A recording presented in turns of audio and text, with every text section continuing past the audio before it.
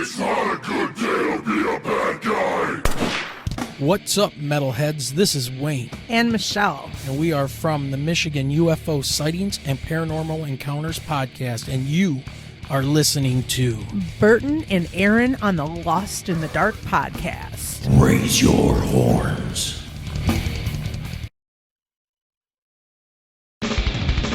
Lost in the dark. Welcome back, Crip Crow! Yes! Thank you so much for joining me again on this edition of Lost in the Dark podcast. I believe episode 2 or 204 or something like that. Cannot be happier with this episode. It's absolutely amazing. I'm not bearing any leads here. Tonight, we welcome back our Michigan family, Wayne and Michelle from the Michigan UFO Sightings and Paranormal Encounters podcast. Come on. We got fucking paranormal podcast in the Crip Crew family now on right before Halloween. Are you serious? This is a dream come true for me.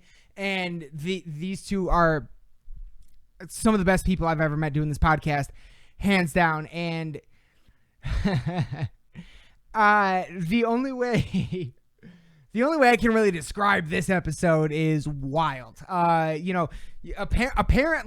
Apparently you just unfiltered let me and Wayne go off, and we go off together. It was fantastic. It was absolutely fantastic talking to him. We cover the gambit. I call this a grab bag episode because we cover ghosts, UFOs, cryptids, time, consciousness, like philosophy. Like we go deep down every rabbit hole that we can find, and there are even a handful that I didn't even get a chance to get to on this one. So much more with them coming always, for sure. We will always collaborate in the future. Always happy to have Wayne and Michelle on the show. But before we get into it, let's start off with some shout outs. Now, normally I shout out Wayne and Michelle right here on the Michigan UFO Sightings and Paranormal Encounters podcast. But since they're on tonight, the whole episode is kind of a shout out. So we're going to start off with our brothers over there in Wisconsin from the Dipping Milk and Cookies podcast. Join host Garrett, the Cookie Commander Smith, and Mike, the Master Milker Serkovia, as those two best friends try to figure out this thing we call life using friends, guests, and microphones. And it's absolutely one of my favorite podcasts going right now. I look forward to it every week. Garrett, of course, is also the guitarist for the great Milwaukee metal band Reflection of Flesh, who I'll be talking about it again in a second here. But absolutely amazing podcast. They have these great fucking segments that I absolutely love. Master Milker's Mysterious Mysteries, and of course the question of the week, where they ask questions on their Facebook every single week, and if you respond, you'll get a shout out on their show, which is super special, super awesome, fantastic way to do like fan interaction stuff. I love that they do that. I answer as many as I can. Sometimes they're a little crazy, but I answer as many as I can whenever I see them, and it's absolutely one of my favorite parts of the podcast, and I love everything that these guys do. So I cannot recommend enough. Everybody be sure on all podcast platforms, be sure to check out all things Dipping Milk in Cookies podcast. Next up, we have normally right here, as you guys know, I normally do band shout outs, like just I'll pick a few bands and give them shout outs. This time all month long, all for Halloween, every episode in between now and Halloween is me talking about a show that takes place on Halloween night. It is the first time I personally, as a metalhead or a person, have ever been to a show on Halloween night, so it's so much more exciting. And on top of all that, it's a once in a fucking lifetime lineup. On October 31st at the Diesel Concert Lounge in New Baltimore, Michigan, we have Hate Unbound, Pestilent Age, our fucking Lansing brothers, our Crip Crew family forever. These dudes I I know every single member of this band personally, and I would fucking, if they called me to hide a body at 2 a.m. or to take a bullet, I would do it in a heartbeat. Recorruptor, motherfucker, Recorruptor will be there. All right, like I said, I'm going to bring them back up. Our brothers from over there in Wisconsin, Reflection of Flash, was just on the show. Huge shout out. Opening for them, another Crip Crew family member, War, W-O-R, from Raleigh, North Carolina, coming all the way up here to celebrate Halloween with us in Michigan on Halloween night. And then these motherfuckers, The Breathing Process, just came out with a brand new album, The Labyrinth. Check it out now. Unbelievable. Absolutely one of the fucking best bands going right now. All of them in support of a band that I literally at this point barely even have words to describe how much I love them as a band, as individuals, all the support they've shown us. They've linked us up with most of the bands that we've had on this show. Of course, I'm talking about our fucking family, The Convalescents.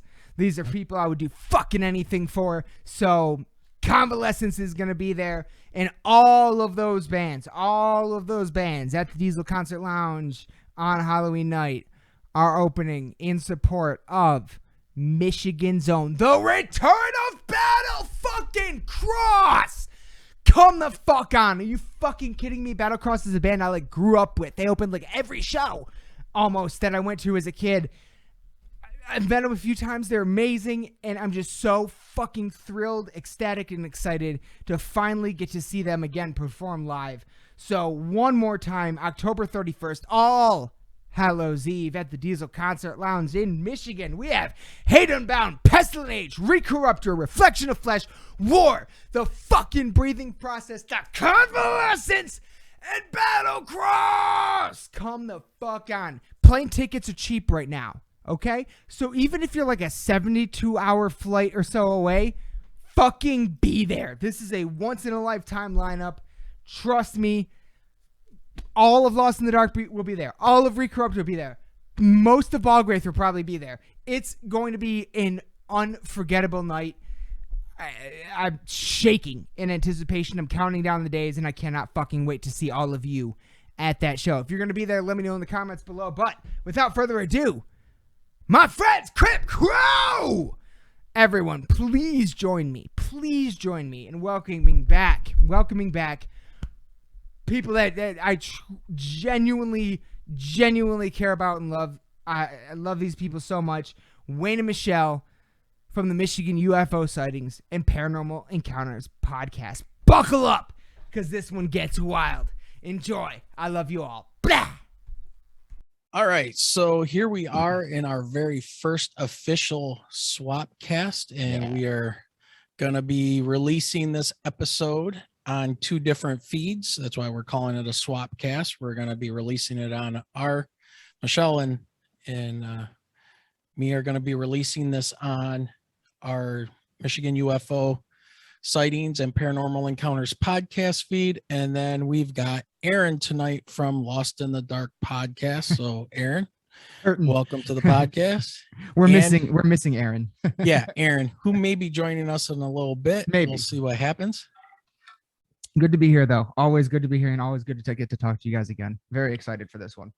Yeah, this is just kind of one of those random things we decided to do. So we're going to release this as a bonus episode and just kind of see how this flies. And all right, so what's been going on, man? Not a whole lot. Honestly, not a whole lot. We had a lot of podcasts this week. Actually, probably more than I've ever done in a week. It's been crazy just trying to get a whole bunch of stuff together for just this, haunted season, which is another perfect reason why it's perfect that I get to talk to you guys tonight. Right. And yeah, that's not a whole lot. How about you guys? Well, first of all, I think I want to say, because I've been watching what's going on and stuff, You're lying. You got a lot of stuff going on. First of all, the other podcast you started, what? And now, correct me if I'm wrong. Dine with Me in Hell. It's it's kind of it's a playlist on our podcast main channel. But we are planning on turning it into its own thing here in a little while. Yeah. This is the hot sauce stuff. Yeah. Correct. Yeah. All right. So that's awesome. Lots of people seem to enjoy those. It's cool. Well, it's kind of like those reaction videos. I go down those rabbit holes of, opera singer critiques, Black Sabbath or Ronnie James Dio or whatever. Yes. Next thing I know, I'm on the next one and the next one, the next one, because it's interesting to hear these people that are classically trained in any type of music other than like rock and roll, heavy metal, right, those kind of things, and then they come on and say that. So but what else you got going on? Lots of, like I said, just lots of podcasts this week with a whole bunch of different bands. We had Kill the Imposter on, Reflection of Flesh, Convalescence I talked to last night, and we got a few more coming up before, and hopefully all these will be out next week. So hopefully next week is just packed. And then on top of that, Aaron and I are going to get together and do a Halloween special like we do every year. And this year actually is the first time I'll ever be going to a show on Halloween night. And it's down there at the Diesel Lounge in Chesterfield. And half the bands on it, like 90% of the bands on it are bands that I've had on the podcast, and many I haven't gotten to see live or meet in person yet. So who's on that ticket? That everybody on that one is Hate Unbound, band called Hate Unbound, Pestilent Age, Recorruptor, close friends of ours up here in Lansing. A band called Reflection of Flesh, War, which is spelled WOR. A band from, I believe, Pennsylvania called The Breathing Process, and The Convalescence will also be on that one. And all those bands are in support of Michigan band called Battlecross. Yeah, and Battlecross got pretty big there for a while. Yeah, they did. Yeah. And I was a huge fan. They opened like almost every show I would ever go to at that point in time, and they haven't really done much in quite a few years. So I'm very excited to get to see them again. Yeah. Now, were they a Lansing band or west side of the state band? Or I think they were. I believe they're originally from the Flint area. At least the singer. Because I saw him in his previous band before he was in Battlecross, out at this tiny little place that's not even there anymore out there in Flint. So I think that's where they're from. Okay. Sure. Yeah, that's pretty cool. Should be a good time. Yeah, absolutely. All right. So yes, it is getting close to the Halloween holiday. Well, the whole month is that kind of a holiday. And when that first cold air comes in, you get that creepy feeling. The leaves start falling off the trees. Everything looks like it's dying and creepy. So speaking to that, what new like horror movie or anything have you seen recently? I have actually really been getting back into it in kind of a crazy way. There were just a handful of horror movies that I realized I'd never seen that I should probably see, like all the Rob Zombie movies and stuff. Oh, and yes. Yeah. And so I started going through all of them, and then it really kind of like reignited something in me, like a kind of a passion for that genre. And so I've really just been going nuts. And the best one that I've seen recently, one that really sticks out to me, because I totally missed it on my radar when it came out, a movie called Trick or Treat. And it's like an anthology style horror film, which I love. And Aaron and I went to a whole bunch of Halloween stores here in town. Every single one had like a big section that was just for stuff from this movie. And I was like, have you seen this? He's like, no. I was like, why does this have all this stuff here in all these Halloween stores? And so we ended up deciding to watch it. And yeah, it really impressed me a lot. After seeing it, I couldn't believe there aren't like 5 more of them already. Like it's just this only one, but it's fantastic. If you haven't seen that one, I highly recommend it. I've seen a few of those types of movies. I'm not a big fan of the jump scare type of movies. I'm more into like the psychological kind of horror movies. Like my favorite that always stands out to me is the movie 7. Oh, I love 7. Right. but you don't really, something's going on, but you really don't know. And it's like that big reveal and, what happens at the end there. No spoilers, even though it's really old, but what a great movie. Box. Yeah. Don't open the box. See, and I'm still like a classic fan of like The Exorcist. Okay. Well, that's more of a psychological. I mean, there's Yeah. some jump scare stuff in there, but like the Seventh Sign, was it Demi Moore? There's was a that good one. The Insidious movies. I like the Yeah. Insidious movies. Yeah, so I like the ones that have a little bit more of a story to them than just like the gore. Yeah. Kind of a thing. So Yeah, I'm with you. I'm definitely with you on that. Have you ever heard or seen a movie called The Jacket starring Adrian Brody? no, I've haven't. heard of it. I haven't seen it. I highly, highly recommend. If you like Seven, not to say that they're like about the same things at all or anything like that, Right. but it's that sort of feeling, that sort of psychological thing involved as well, and it's lots of twists. And that's a great movie. If you like movies like that one you should definitely check out. Yeah, that came out in 2005. Yeah, it's been out for a while. One that I'm very interested in seeing is one called Midsomar. It's Okay. from It's recent. it's recent, it's 2019, but it's by the director is Ari Aster, and that is a movie that is riddled, and this was kind of what I was going to ask you next. It's riddled with occult symbology. And when you watch those horror movies, do you ever pick out and look for those kind of things in those movies? And do you ever notice them? Well, I would say placements of props and things like that. Yeah, I would say yes, but also a lot of horror movies I think are that I've seen at least, like, have some sort of, if it's a ghost movie, like an exorcism movie, there's always going to be religious iconography around, and so like I've definitely noticed, but and sometimes they do it on purpose too. Yeah. But, like if you look at a certain scene, like I know people won't be able to see like behind me, but on the wall behind me is a large clock that's in the shape of a stopwatch. They'll do something like that in a movie, and then they'll have it right at a certain time, like 3:33. Yeah.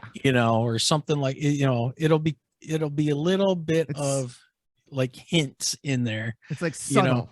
Yes. Yeah, we're actually going to be having a guy on in November, an author who has written books about occult symbology in cinema. So we're really excited for that.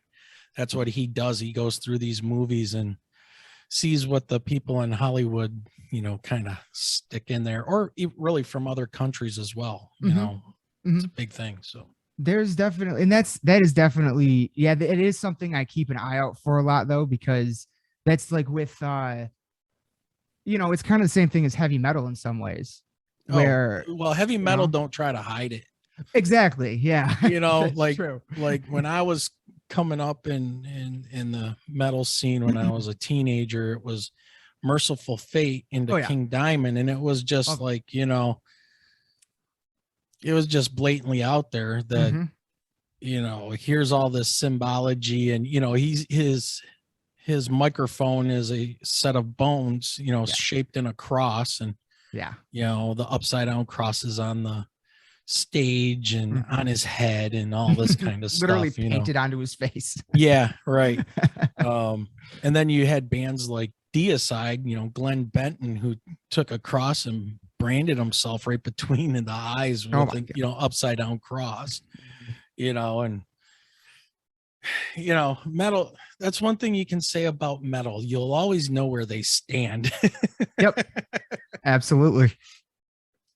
No question of that. But yeah, it's an interesting question, though. I'm going to start keeping more of an eye out now as I continue to watch all these movies. It's kind of like one of those things where it's like you don't notice everybody else is driving a Jeep until you buy a Jeep. Kind of a thing. Yep.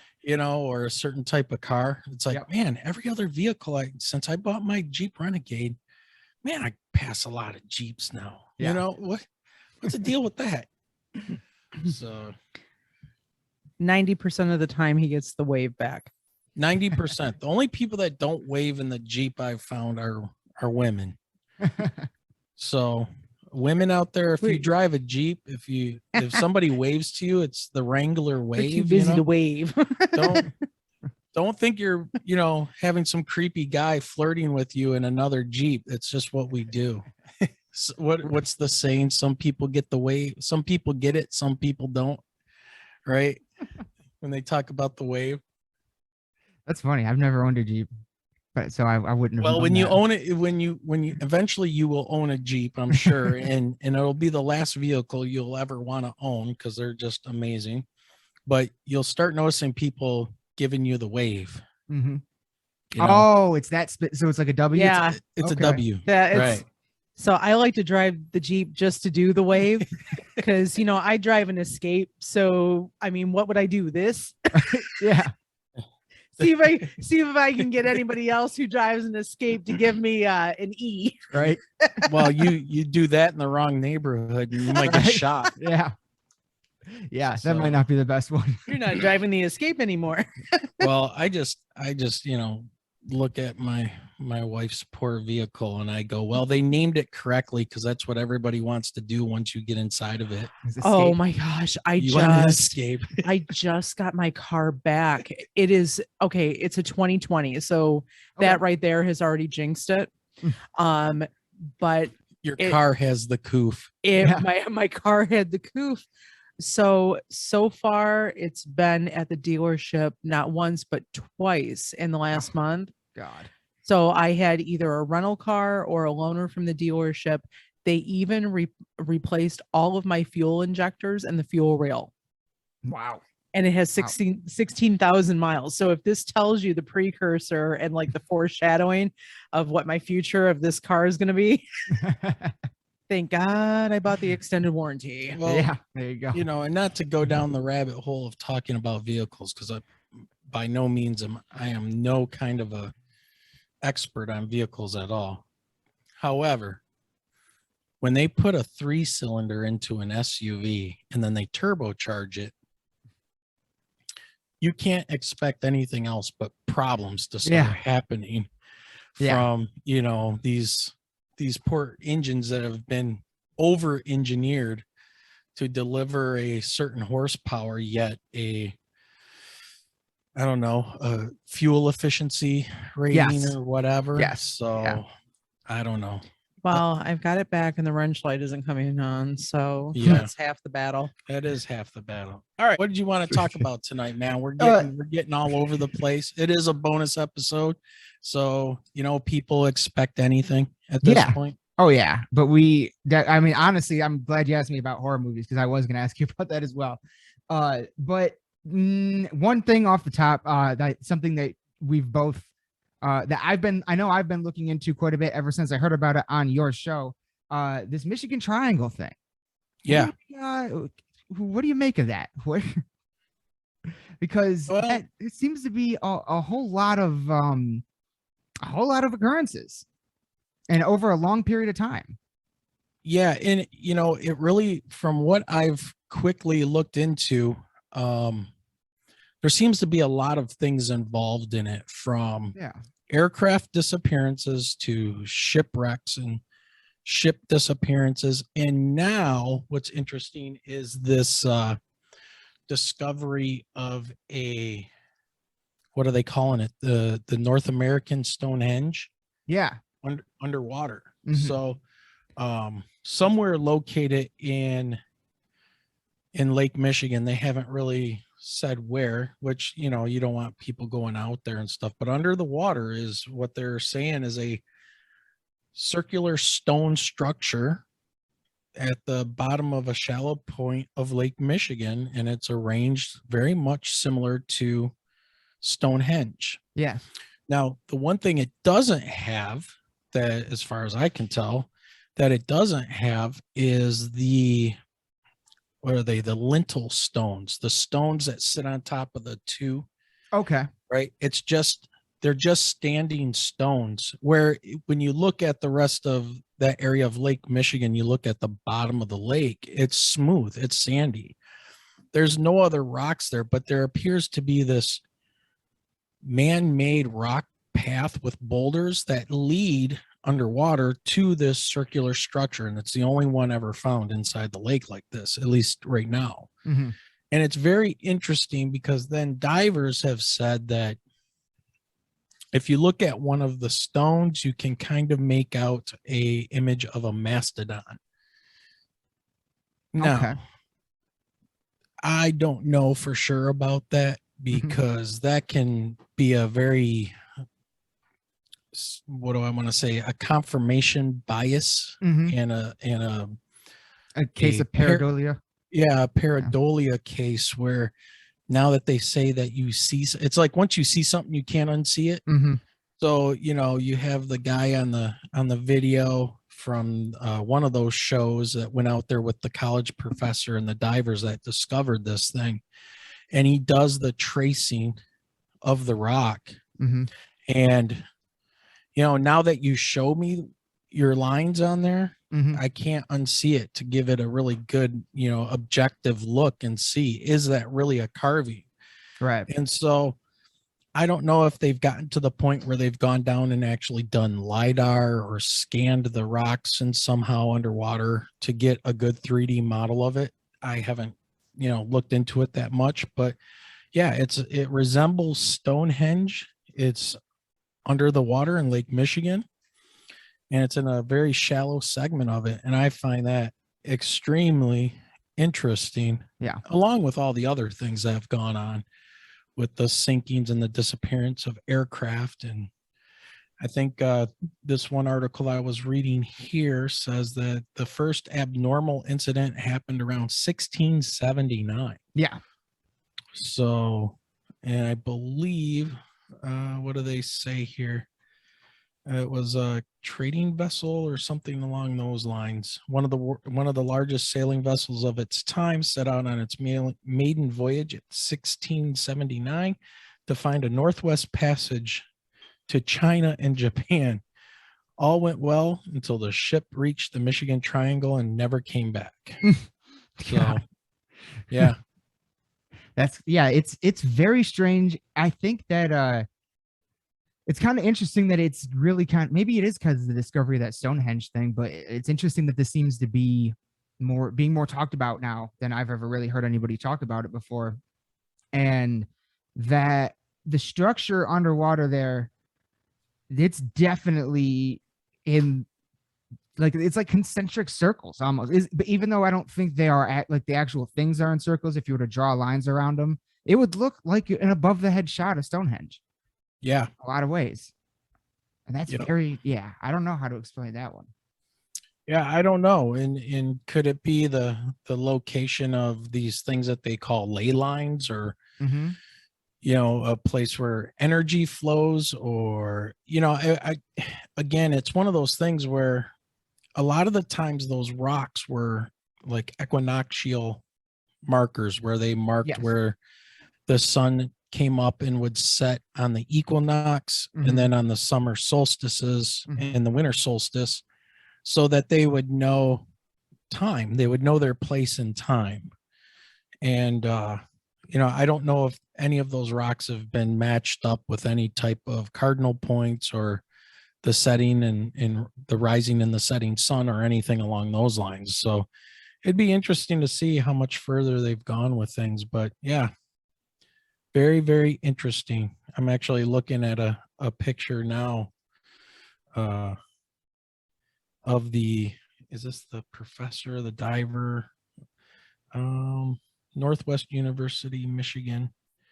So a professor, so Mark Holly, a professor of underwater archaeology at Northwestern Michigan University College, who made the discovery during a news conference with photos of the boulder on display in 2007. So this was quite a while ago. And, you know, they show you the boulder. You know, again, unfortunately, since I've seen the drawing, I look at the non-drawing picture of the rock, and it's like, of course, my eyes are drawn right to those patterns. Right. So I don't know. It's very interesting. It is very interesting, but there is something that seems to be very odd about that certain part of Lake Michigan, which they define as, let me see if I can find what the actual location is. Okay. It says here that the triangle goes from Ludington to Benton Harbor. Mm-hmm. Is that what you found? Yeah. And then Benton Harbor to Manitowoc, Wisconsin. Yeah. Yep. Yeah. And then back to Ludington. So, which is most of the middle of the lake. yeah, right. And it's a big lake. Mm-hmm. You can have all kinds of interesting weather patterns and stuff that happen. So, oh yeah. Yeah. So what do you got on this Michigan Triangle thing? I want more. Well, in terms of the actual triangle, I mean, yeah, I'm not sure. I don't know. I'm not sure if there is something paranormal going on here, or if it's like we said, it's Lake Michigan's like the second largest lake on Earth, right? Something like that. I believe it is like the third. Okay, so I mean, what difference does it make? Right, yeah, it's that large. One of the largest lakes on Earth, and then you section off a giant middle chunk of it. Odds are there's going to be a lot of weird stuff that's happened there over the years. Whether it's paranormal or not, I'm not sure. I really want to know where this Stonehenge thing is exactly located, if it's in that. And I want to know a lot more about that. I want people to do like studies, like you said, LIDAR, to see if that is in fact something that's man-made, because that would, alternative history. I feel like that would kind of really be a big piece of evidence in that category. Yeah, if you can get some kind of a date on that structure, mm-hmm. Guesstimate it, then again, you're talking about people that weren't given very much credit for anything other than being, wearing their butt flaps and going around killing animals and gathering, loincloths and addle-addles and slingshots and, killing animals. And, we didn't do much of anything else. And it's like, okay, stop dumbing us down, people. I think we were a little bit more advanced than you want to know. Yeah. But yeah, it would be interesting to see when this thing, if we could get some legitimate dating done, because, also remember that, we had a huge amount of ice on top of, exactly the northern part of North America here. Mm-hmm. And that covered, Michigan and Lake Michigan. I mean, I think down here we were considered under about 2 miles of ice, somewhere in there. Yeah. Yeah. So, nothing could have happened before the ice age until it, receded, and whatever caused the ending of that last ice age so quickly. It's interesting because the lake, for those rocks to be assembled, the lake would have had to have been very shallow at the time. Yes. So it'd be interesting to see where they place that. Yeah. That's what is just interesting to me about it, for sure. Yeah. Next up, I do have another one little, like, Michigan related, where we are, by the time this comes out, we're just a few days away from Halloween and Devil's Night and all that stuff. Do you know the history of Devil's Night at all? I used to,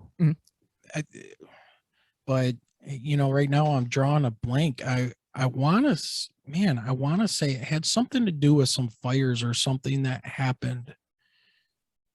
And then, Devil's Night then became maybe that's more local. Right? Well, that's the thing, is it kind of started in Detroit. Yeah. Mm-hmm. It kind of started there and, progressively got worse and worse. But most places outside of Michigan, you bring up Devil's Night and they don't know what you're talking about. Yeah. Which I always found pretty interesting. I wondered if it, had something to do with rioting and things It back was in the day. something at some point. Yeah, had something to do with Yeah. that. Yeah, I can't remember exactly what. Yeah.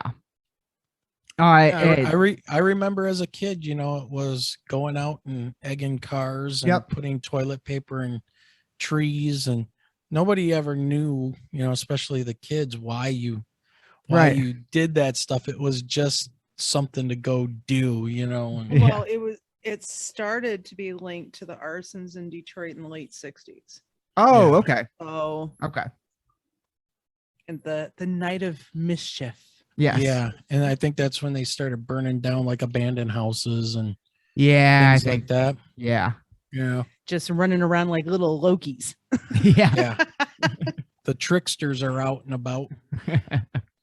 So so that's interesting. Yeah.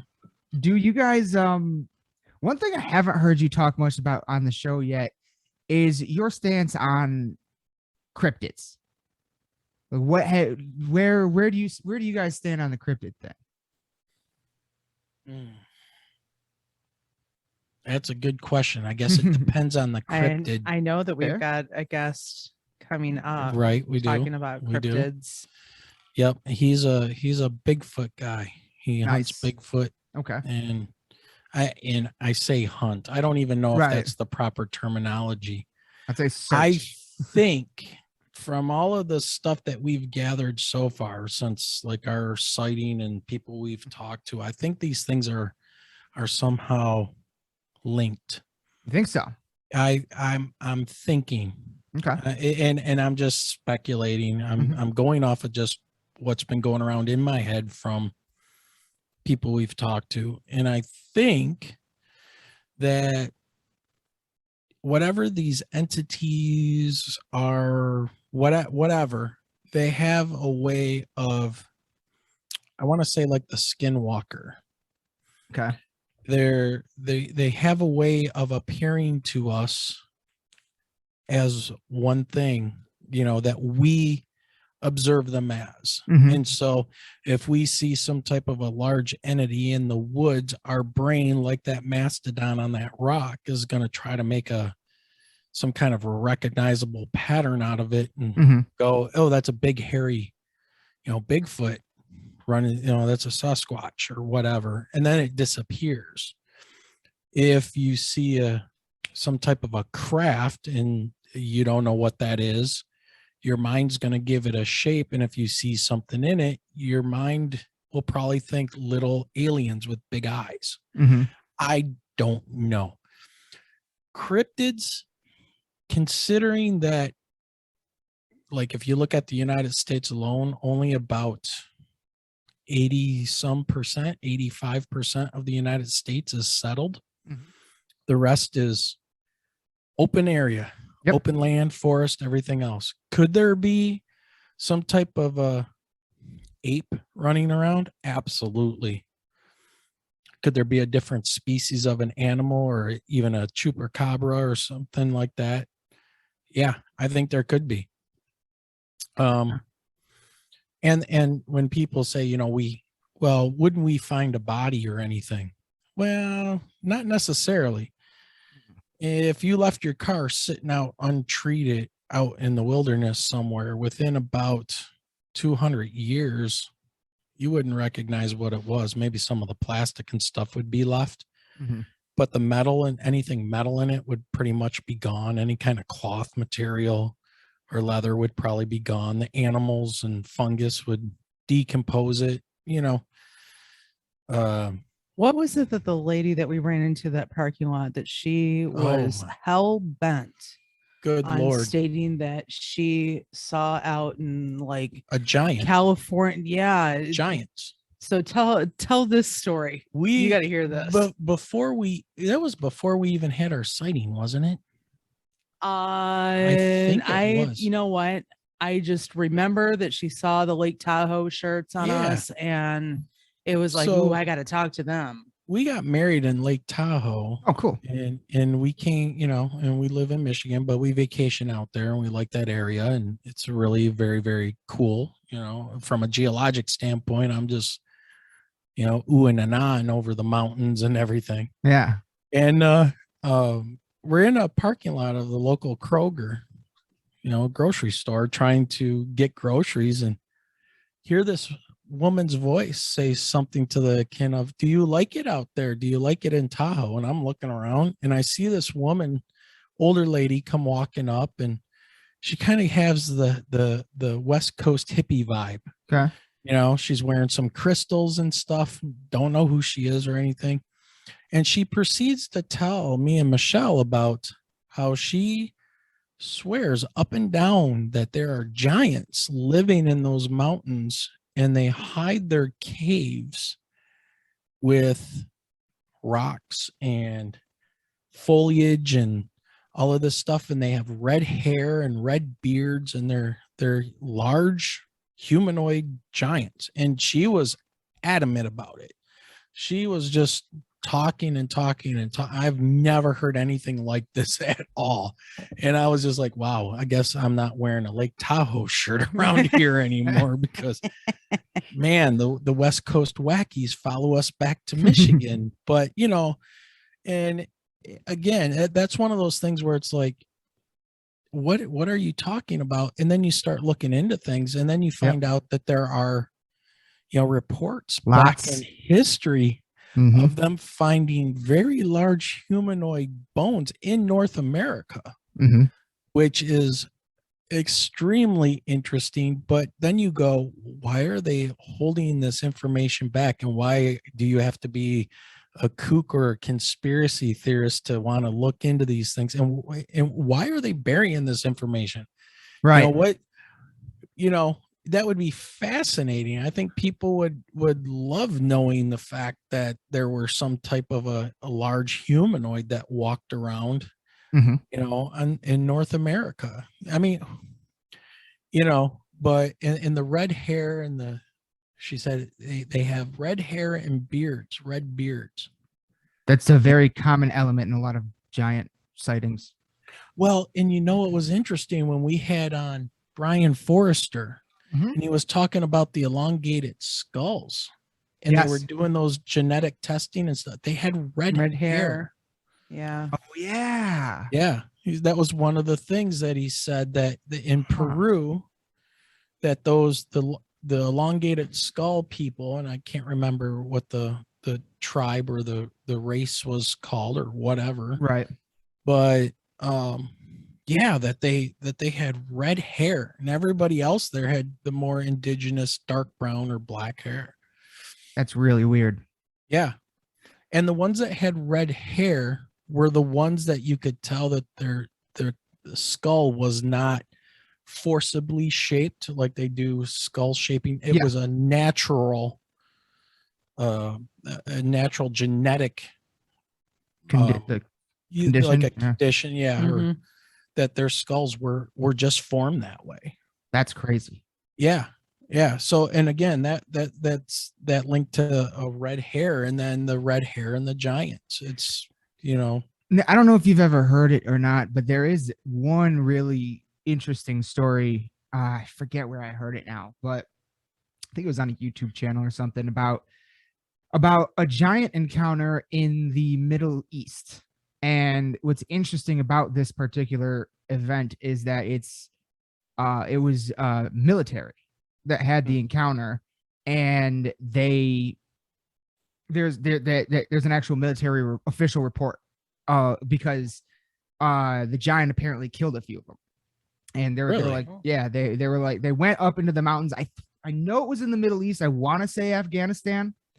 And they went up in the mountains to do something, and they find this cave, and a giant redheaded humanoid walks out, and I think somebody started fighting, and the giant ended up taking, I think, killing one or two people, and then they killed it.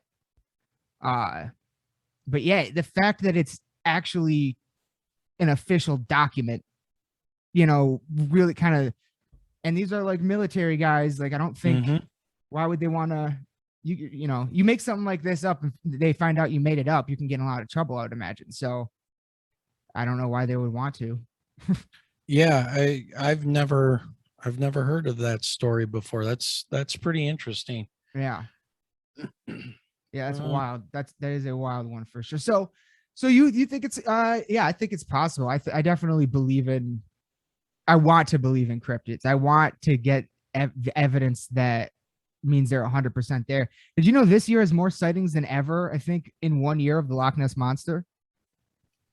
somebody had mentioned that before to me, and that I find that very interesting as well. It's Lots like, of sightings this year. really, It's I crazy. wonder if it's just because there's more tourists going this year because everybody's been locked down, yeah, maybe. and now so everybody's going and seeing something and they're reporting it as Loch Ness. I don't know.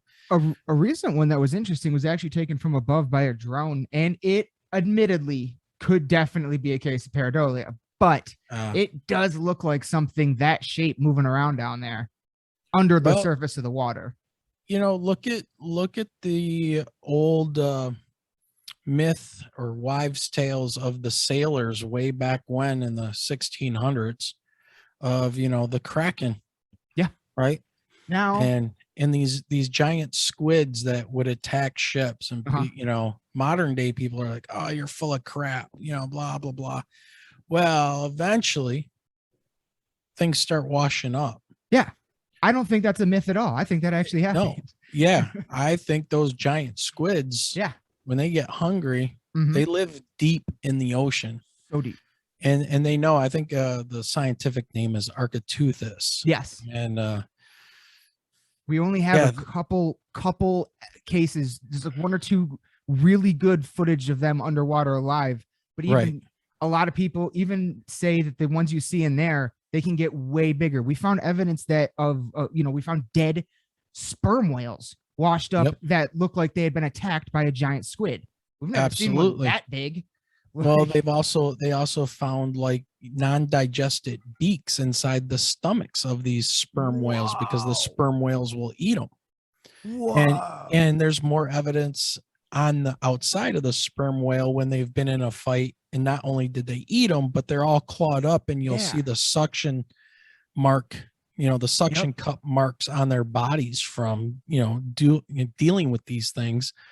And so there's a perfect example. Now we still haven't really been able to find one and track it and know its habitat and what it does. And this thing is huge. Yeah. These things grow to be ridiculous lengths that the beaks, would snap a human in half without a problem at all. And, so the ocean, is huge. All the land around us, we've got all kinds of land that people are not living in and observing all the time, like in a city. So you got to remove your mindset from your environment now and think about being out there in the middle of the woods, with nobody around, no light pollution, no 5G, 3G, no microwaves going through the air, nothing. There's nothing there.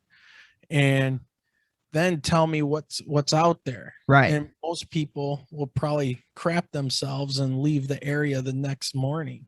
You know, all the strange noises that they hear, I mean, like you said earlier, one thing a lot of people say is why have they never found a body? And I'm like, for me personally, I grew up in the Boy Scouts. And so I spent a lot of time out camping in the woods. I never saw a whole bunch of dead animal, a bear or a deer. You see it as a roadkill. But if you go out in the woods, you don't see any fucking dead animals anywhere. No, absolutely not. No, so absolutely.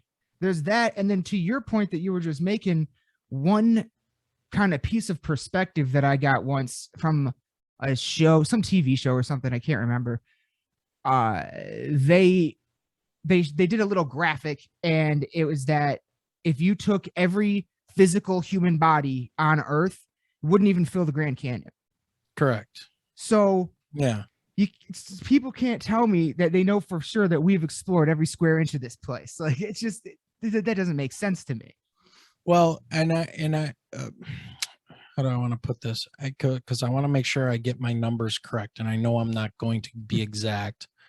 But if you take every human on this planet, all 6 billion, 7 billion of us, we could easily all fit in Texas Oh, okay. Yeah. Yep. with lots of room to spare. Yeah. I mean, people, because of technology and cell phones and the internet and all this stuff, the world has shrank from a technological standpoint and knowing everybody's business at a split second and all that stuff. However, the planet is still a huge planet. Yeah. And there's lots of unexplored areas and unsettled areas. Yeah. Things that are out there that we don't even know about. But yeah, your example is perfect. Go out in the woods and go camping and tell me how many dead bear you find while you're living in a natural black bear habitat. You won't. No. They're Even a squirrel. scavenged. Yeah. Like, Yeah. Dead rabbit, a Yeah. dead squirrel, you know, never found it. because things are scavenging and decomposing and Yep. eating. And, you know, so the fact that we haven't found the body of a Bigfoot or a Sasquatch or something along those lines, that doesn't surprise me. You know, No. Can you say without a living or a dead specimen to look at that they're 100% there? No, but I think the possibility, let me put it this way. I think the probability is probably pretty good that there's stuff living out there that we don't know. Yeah. So I've seen there's been some in more recent years. Did you ever hear of a show called Destination Truth with Josh Gates? yes. There's Expedition Unknown now, I believe. Yeah. But when he was still doing Destination Truth, they went in, I think it was a special or something, a one-off special, where they went to somewhere called like Serbia. I think I'm wrong about that, but somewhere Siberia, maybe in Russia. See, I feel like I feel like I'm wrong about that, but somewhere That's where out all there the near, gulags are. Where they okay, yeah, they send you. You know, you're Near- gonna go to prison in Russia, and they don't want to ever see you again. You go to Siberia. I think it might have been somewhere in China, but I'm not 100% sure. But they found a whole big long track of footprints just leading up through the snow into this like onto this mountaintop basically. And they went down, I think they had spotted it from the air. So they went down and checked it out. And it was a giant line of footprints. These things were massive. They looked crazy. They like, it looked like they had like normal feet, but like kind of like claws for toenails. And that was on the news. Like that got so like, that was so big that he actually made it on the news for that discovery. And then, you know, it's hard to say in terms of YouTube videos and stuff, but I did see one recently, and normally I can sit there and go, fake. Right. I'll sit there and debunk them all day long. But I found one that I swear, if that thing is real, if that video is real, and it's either a guy in a monkey suit or that's it. And it was very impressive. It was like, it wasn't pixely. It was a good tight shot. The guy wasn't shaking. It was, you see everything perfectly clearly. And it was just like this you see it from its back, and it was just kind of like, you just kind of see it from the torso up, and it looks like it's digging into a tree, like a large primate would do, looking for bugs, you know? Okay. And the guy's filming it, and you can see its arms like reaching in and breaking branches and stuff. It's giant, and it has full arms, not like bears. And then it stands up, and you see how huge it is for a second, and then the guy takes off running, which I probably would have too. Yeah. But it was very impressive. Unless if it's fake, they did a great job. I'll put it that way. Yeah.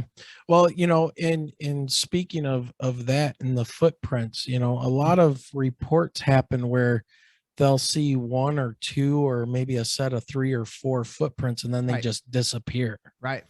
Which then puts me more into that different realm of, you know, is this again, you know, when you're thinking about like an entity of some kind that will appear to you one way, and if you go after it, it can then just go, I don't know, dimension hopping, or I mean, whatever you want to call it. I don't know, but that's where I was saying that, where I think a lot of this stuff is related. And I also think that maybe the power of our own minds can create these things as well.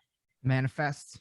Yeah. The manifesting of it and of these things. So like some people can apparently, call on these, UFOs to visit them or UAPs, whatever. And I know there's some people out there taking video and pictures all the time because they know how to call them in. I don't know, but there's how legit that is or whatever. But I mean, they're I don't know what calling them in. That's interesting because I think there's a protocol, right? This is like that Stephen Greer stuff, CE5 or I haven't dug into it a lot, with me and Michelle being teachers and busy as can be and starting to do this. We're, our whole podcast is really just, taking people on this ridiculous journey that we're on to try to find some kind of answers. Yeah. From two teachers' point of view, one who's an English mythology teacher and one who is a science teacher. Right.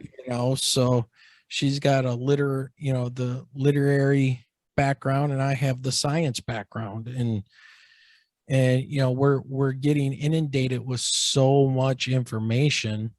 It's I didn't even know how much of this stuff was even out there. Yeah. The giant thing. Yeah. In my mind, I'm like, oh, you found some bones. They could be mastodon bones, but they're scattered all over the place. They're fossils. You find a part of a mastodon skull, and where the nose, the trunk was. If you look at one of those skulls, it looks like it's a cyclops eye. Yeah. Right. Like there's an eye right in the center of that skull. Well, no, that's where the trunk was.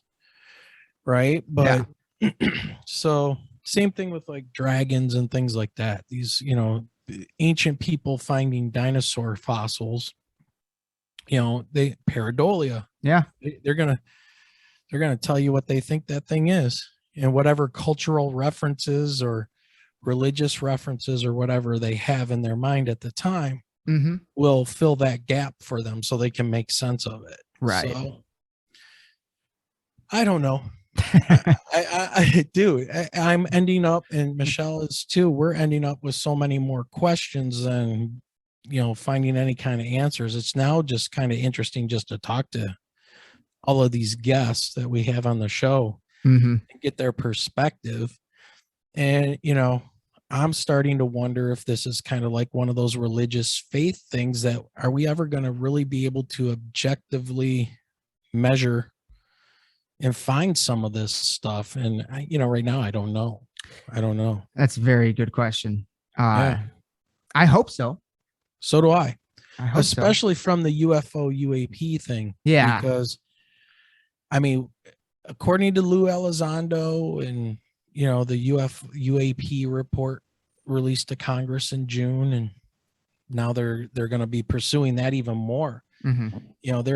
They're interested in it because they actually have, instead of the anecdotal evidence, they at least have some type of censored data evidence that they can look into.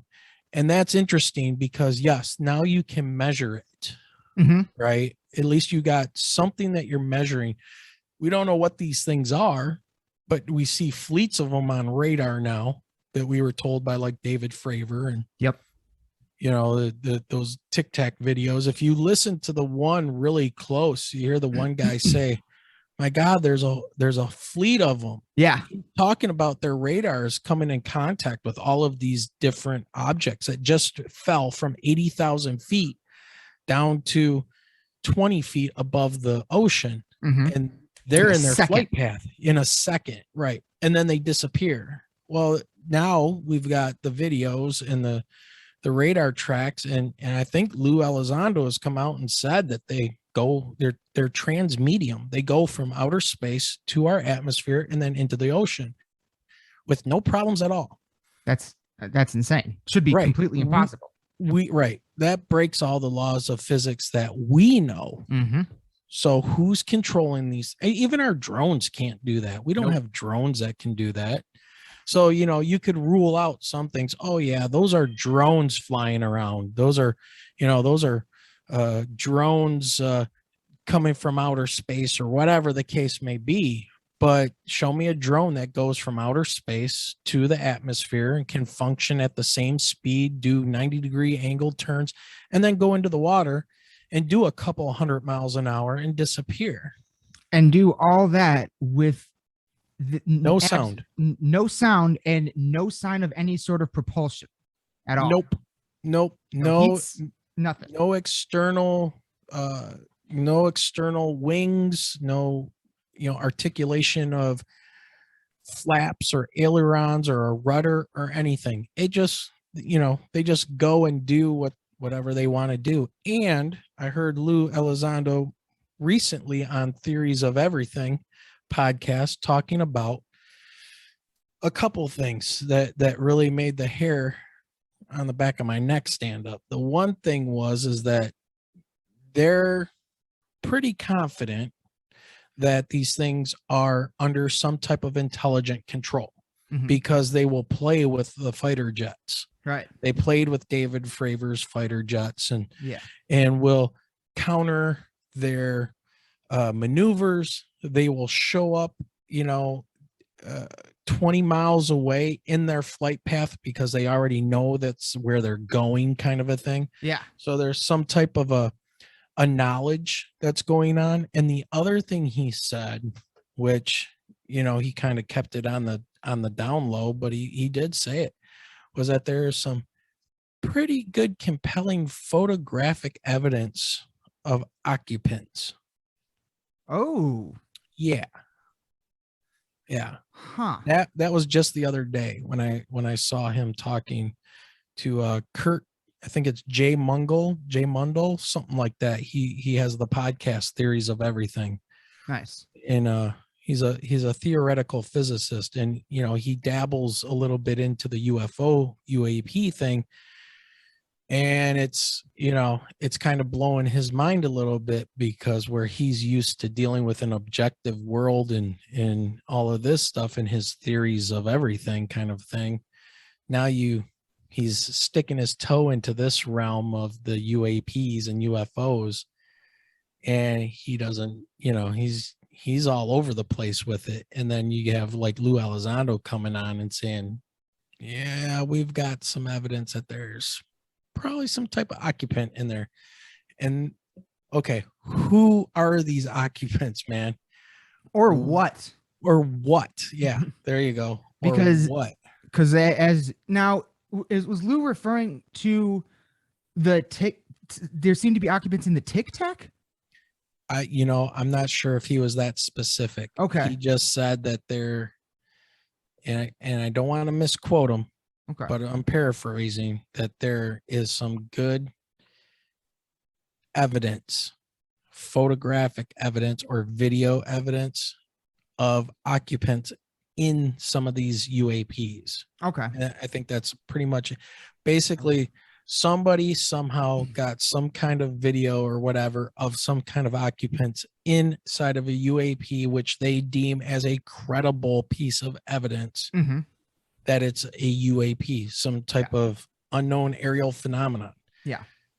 Now, what in the world?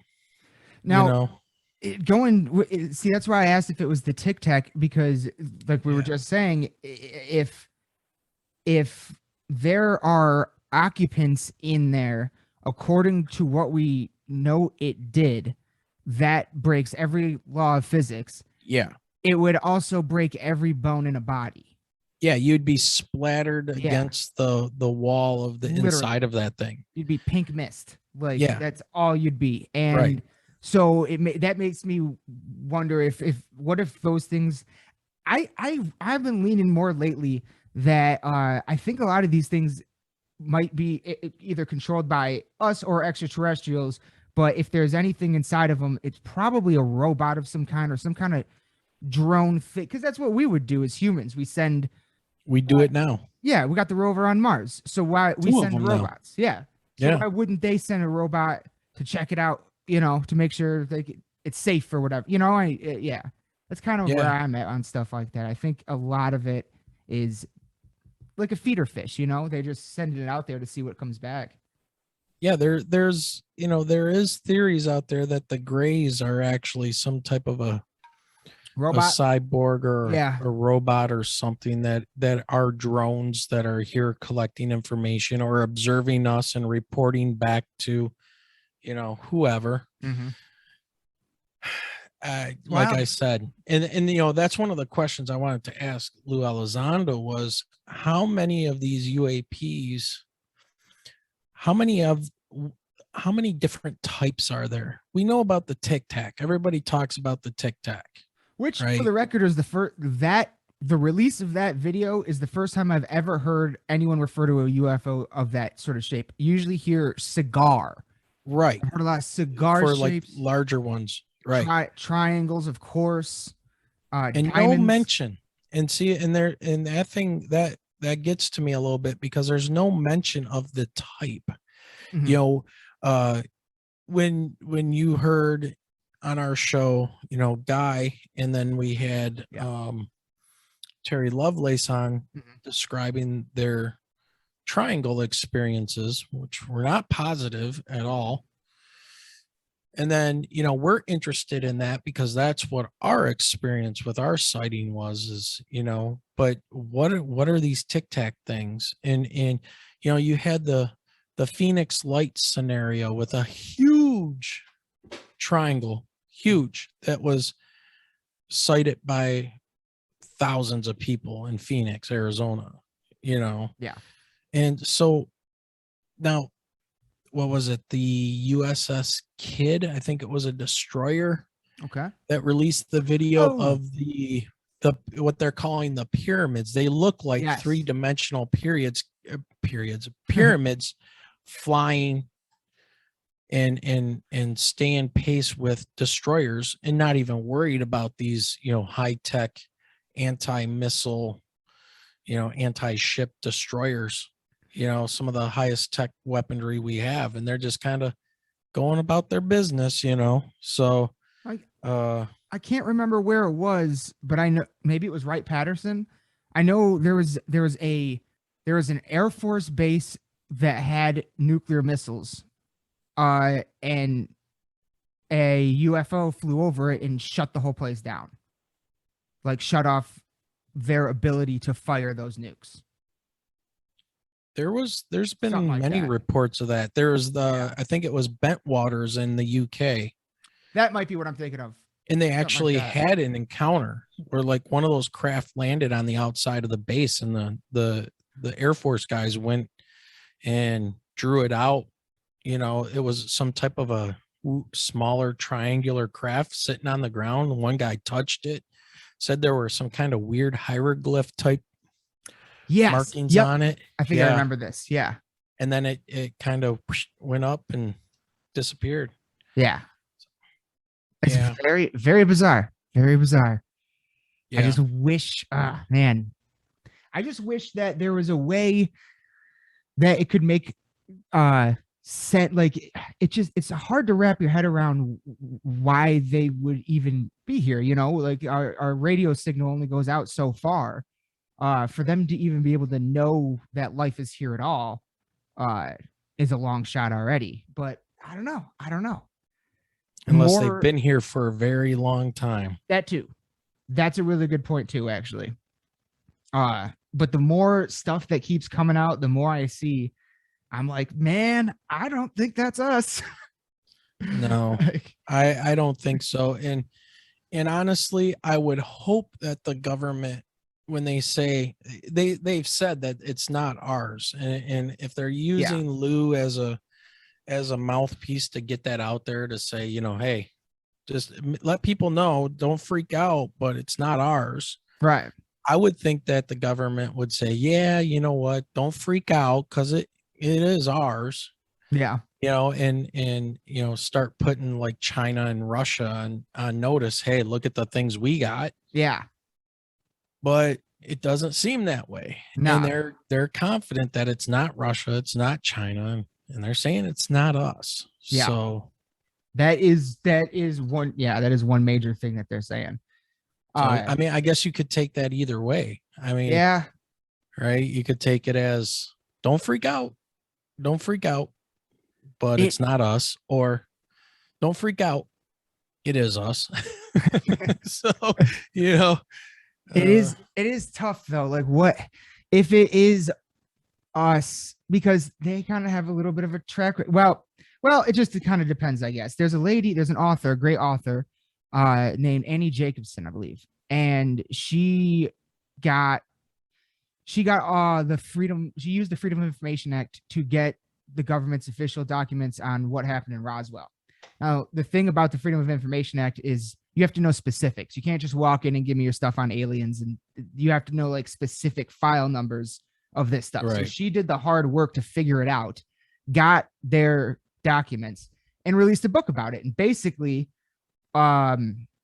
it was what those documents basically say is that it was a Russian spy plane. And during that point in time, things were not good with Russia and the United States, and people started running with the UFO thing, and the government said better to let them think that than to let them know that a Russian plane infiltrated our airspace that far.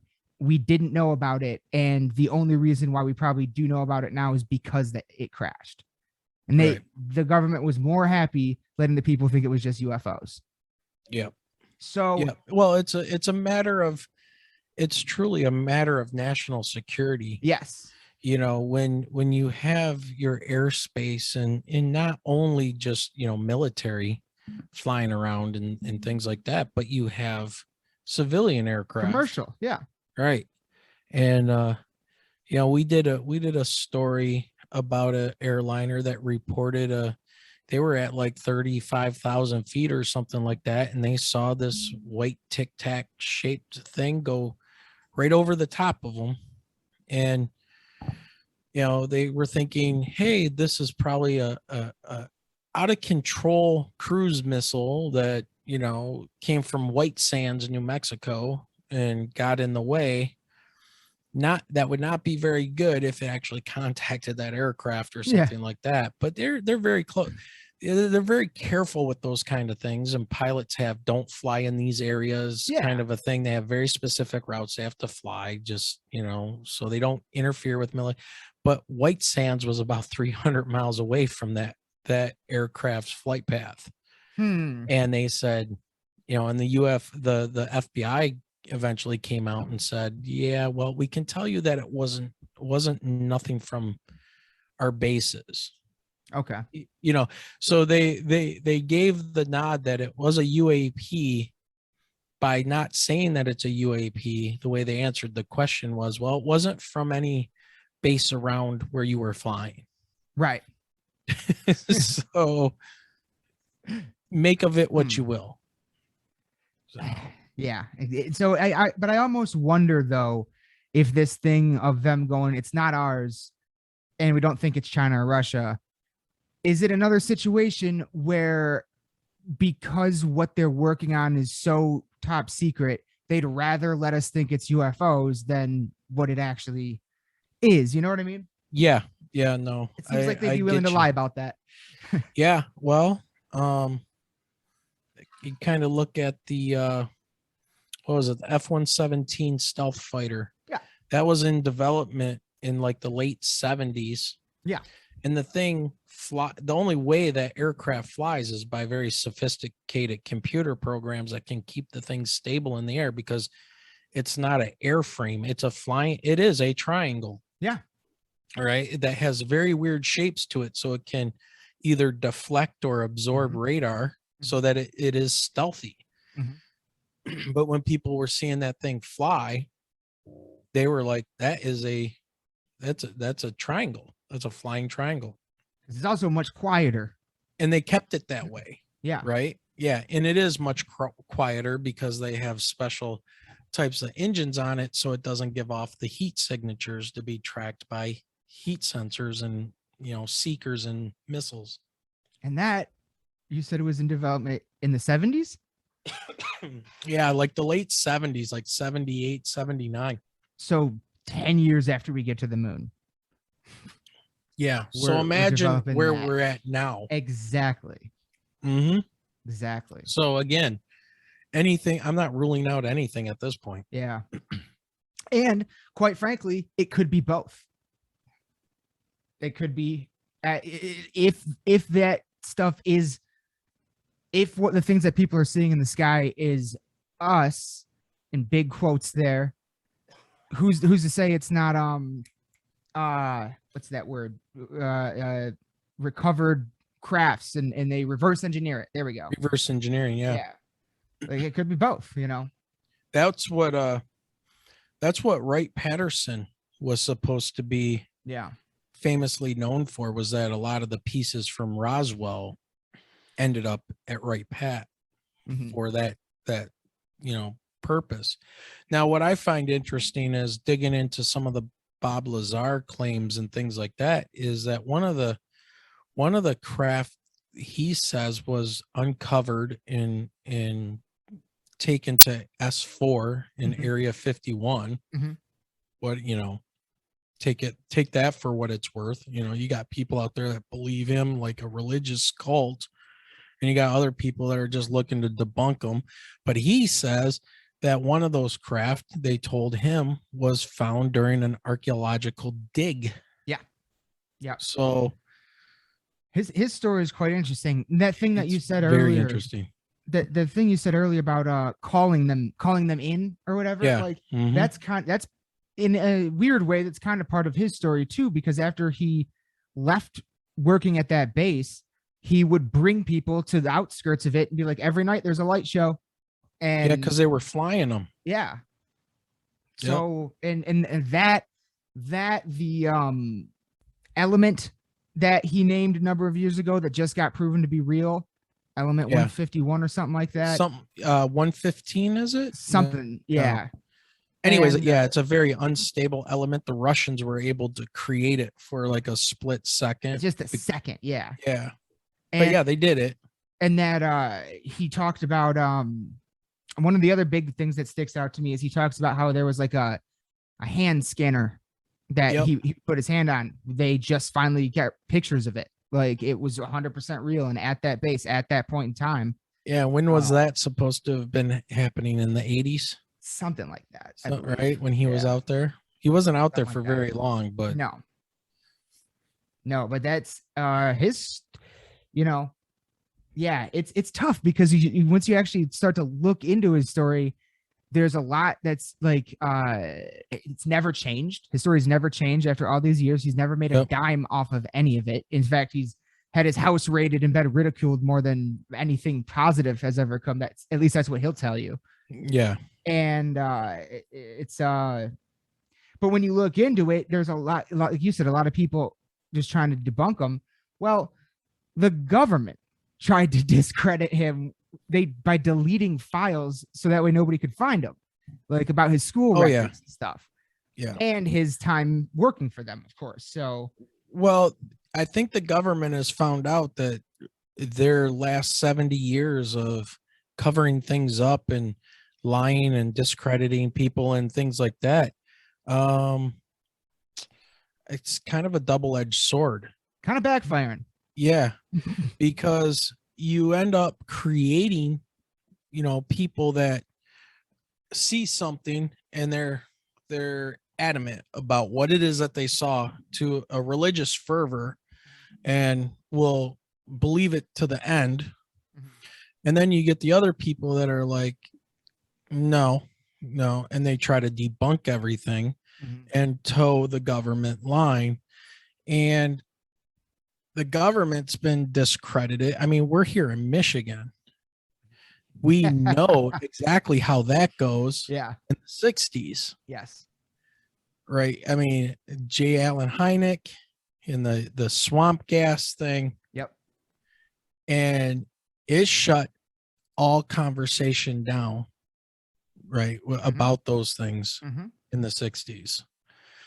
And and we're still being visited today, but their campaign was so good that even today, even with the release of this report now, Michelle and I bring up to friends of ours and stuff that we're doing this podcast, and some of them, one eyebrow pops up and, oh, you're one of those people. Well, wait a minute. What do you mean we're one of those people? Yeah, we saw something. We had a very creepy, weird encounter with Fairly something flying in the air. Profound experience. Yeah. It was 100% legit.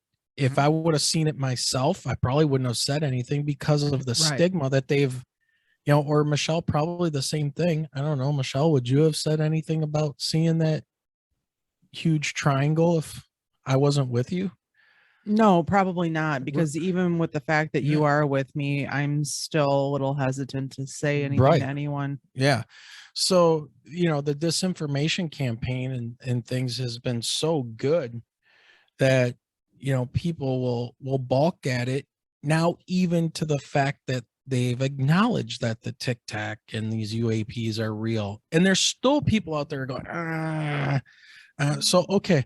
So, you it's one of those things where you got to kind of choose a side, and I'm probably going to get yelled at for because that. If somebody has not seen something, to them, it didn't exist. Well, I haven't seen $1 million all at once, but I know it exists. Right. Or how about this? I mean, here's a thought experiment for you. Prove to me that love exists. Right. How do you do that? You can't. Right. Yeah. I'm so giving you a look right now. I know. See, that's what I'm saying. I'm gonna keep talking and get in trouble. But somebody's gonna be pulling literally couch duty. But literally, they've been in the business of keeping things secret and discrediting people in this realm alone for 70, 80 years. Yeah. And so now it's like a lot of people in the quote unquote, what I guess you used to call like podcasting and stuff, the old ham radio, the underground radio of yesteryear, the independent media, I think is the name, and that we get as podcasters and stuff. And boy, that's really pissing off the mainstream media, because nobody wants to go listen to their regurgitated garbage anymore. Nope. That's why most mainstream media outlets have podcasts. Right. And they still suck, because they say the same exact thing that they say on all the other channels. Exactly. These people are not reporters. No. They're reading talking pieces. They read to you. Right. Yeah. They're talking heads that read to you. They're not giving you, or they give you the opinion of the station, or whatever that means. Right.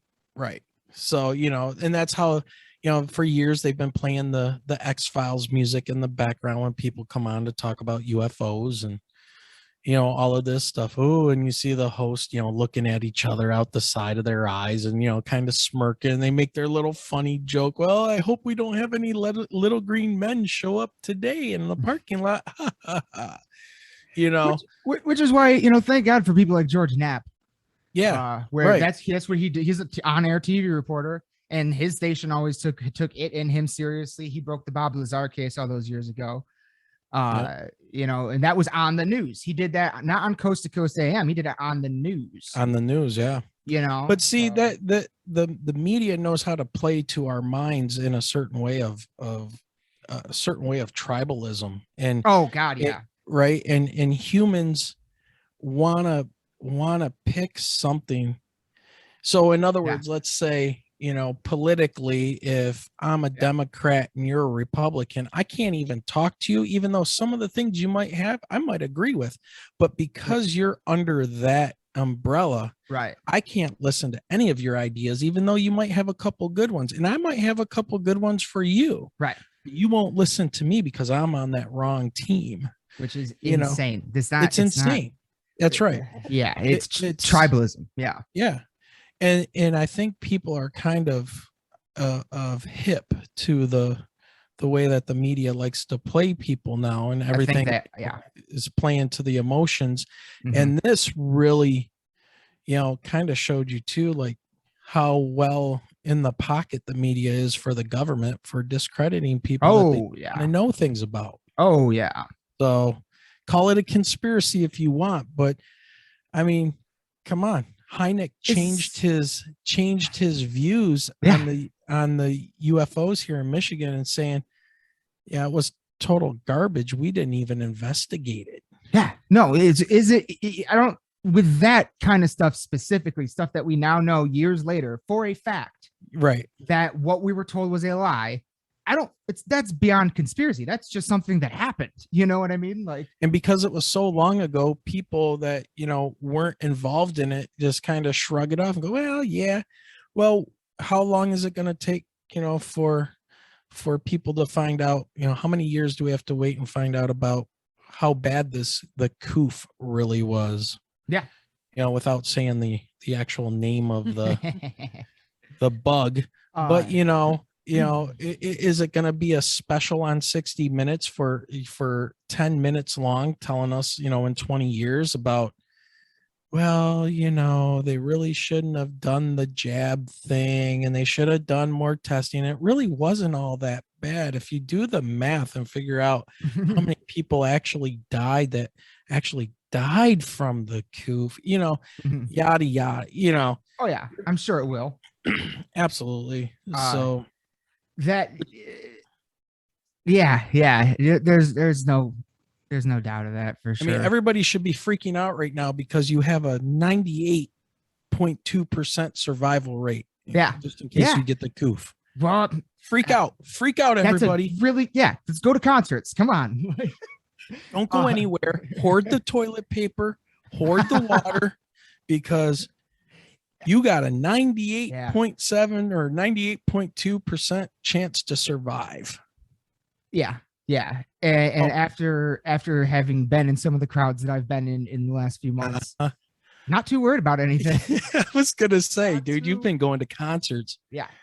Michelle and I have been to casinos and flown across the U.S. and stayed in places and are in mask, no mask, whatever.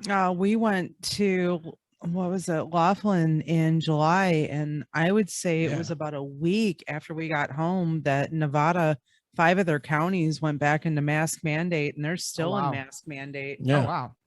So, and the numbers, the numbers are what the numbers are. I mean, it's numbers a number. Right. I mean, okay, so how, people are like, oh my God, did you see how many people tested? And I know we probably shouldn't be talking about this. Right. You see how many people tested positive? Yeah. Did you see how many were in the hospital? Wait a minute. What? Mm-hmm. Do those numbers tell you anywhere how many hospitalizations there were? Right. How many people? No. How many people successfully recovered? Well, Nobody. About 98% of them. Yeah. How many of them had core morbidities or comorbidities when they went in and had the coof that attacked their weakened immune systems already? Well, it's common sense, and a lot of people are not as dumb. That's it. They want us to be. Exactly, and that is one of the things that I would say a tribalist mentality attacks is common sense. Of course, because now you can create the others, right? Exactly. Now you got, you used to have birthers, and now you had what was the deplorables or despicables or whatever for Trump supporters, and then you had the libtards, and then you have you have this constant othering, and yes, it's like, hey, I got neighbors, and you think I care? They're my neighbors. I got to live with people. You think I really care about their political standing or what they believe about things? No, they're my neighbors. As long as they're not crazy, then I really don't care. Well, we don't want to talk about that because we do have let's not talk one about of those. I had to call the police this morning. Oh, okay. Yeah. So they're out there, but Yeah, that stuff, it drives me nuts because it's all two sides of the same coin. And Right. they like, to your point with the media, they they know better. One thing they do know better than anybody, what sells. And Absolutely. They're it's nothing but marketing. exactly. And it's sex and Division. division. There we go. Thank Yeah. you. Sex Yeah. and division sell better than anything. Right. It's the two biggest things that will play to humans' emotions. And once you Yes. can engage the emotion factor, Yes. you can control a population. And the common sense goes out the window. Yeah, absolutely. It's the same thing where people on Facebook or whatever read a nice headline of something that's manipulated, one way or the other in their news feed to piss them off.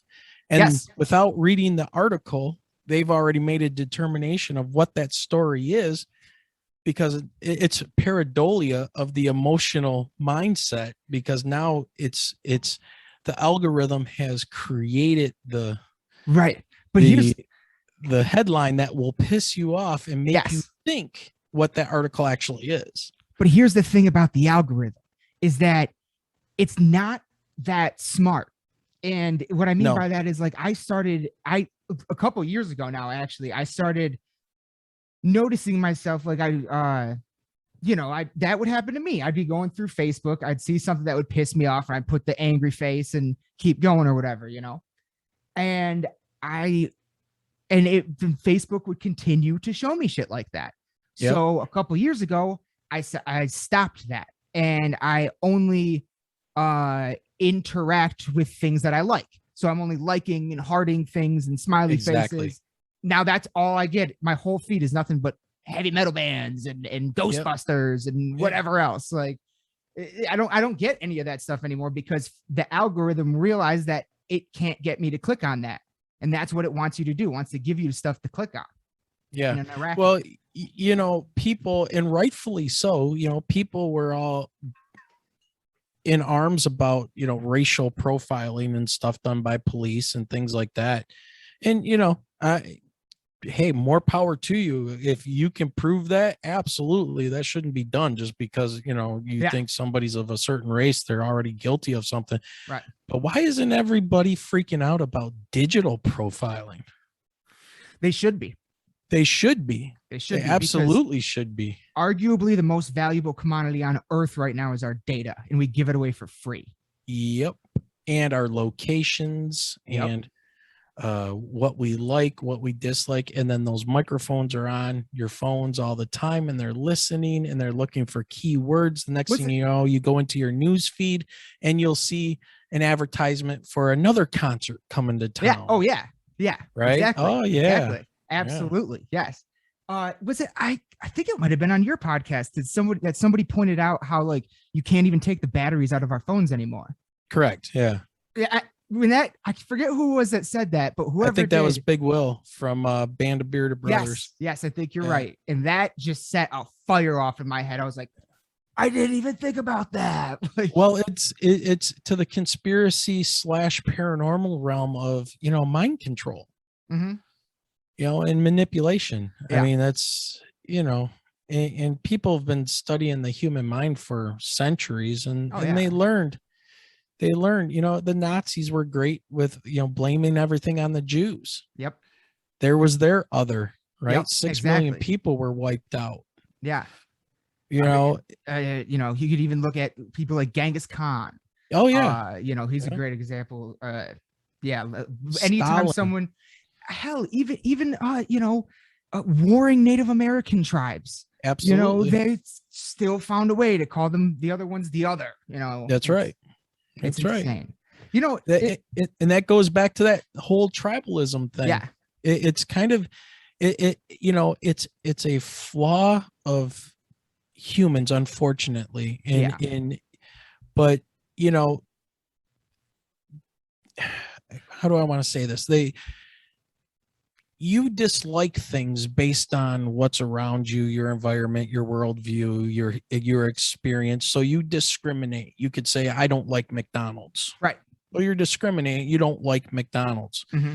And it's kind of an instinctual built-in thing that, be wary of the stranger. We used to tell kids, hey, don't talk to strangers. Right. Well, who's a stranger? Anybody outside of your family, anybody outside of your block, anybody outside of your city, anybody outside of your state, anybody outside of your country, anybody that's not on the team that you're on, et cetera, et cetera. And these are just general human failings that we have, but they're instinctual protective measures that have been put in place by evolution. And it's unfortunate, and it makes a great selling point for people to say, every cop is a racist, right, or whatever you want to say. Anytime anybody says every something is something, it's always wrong.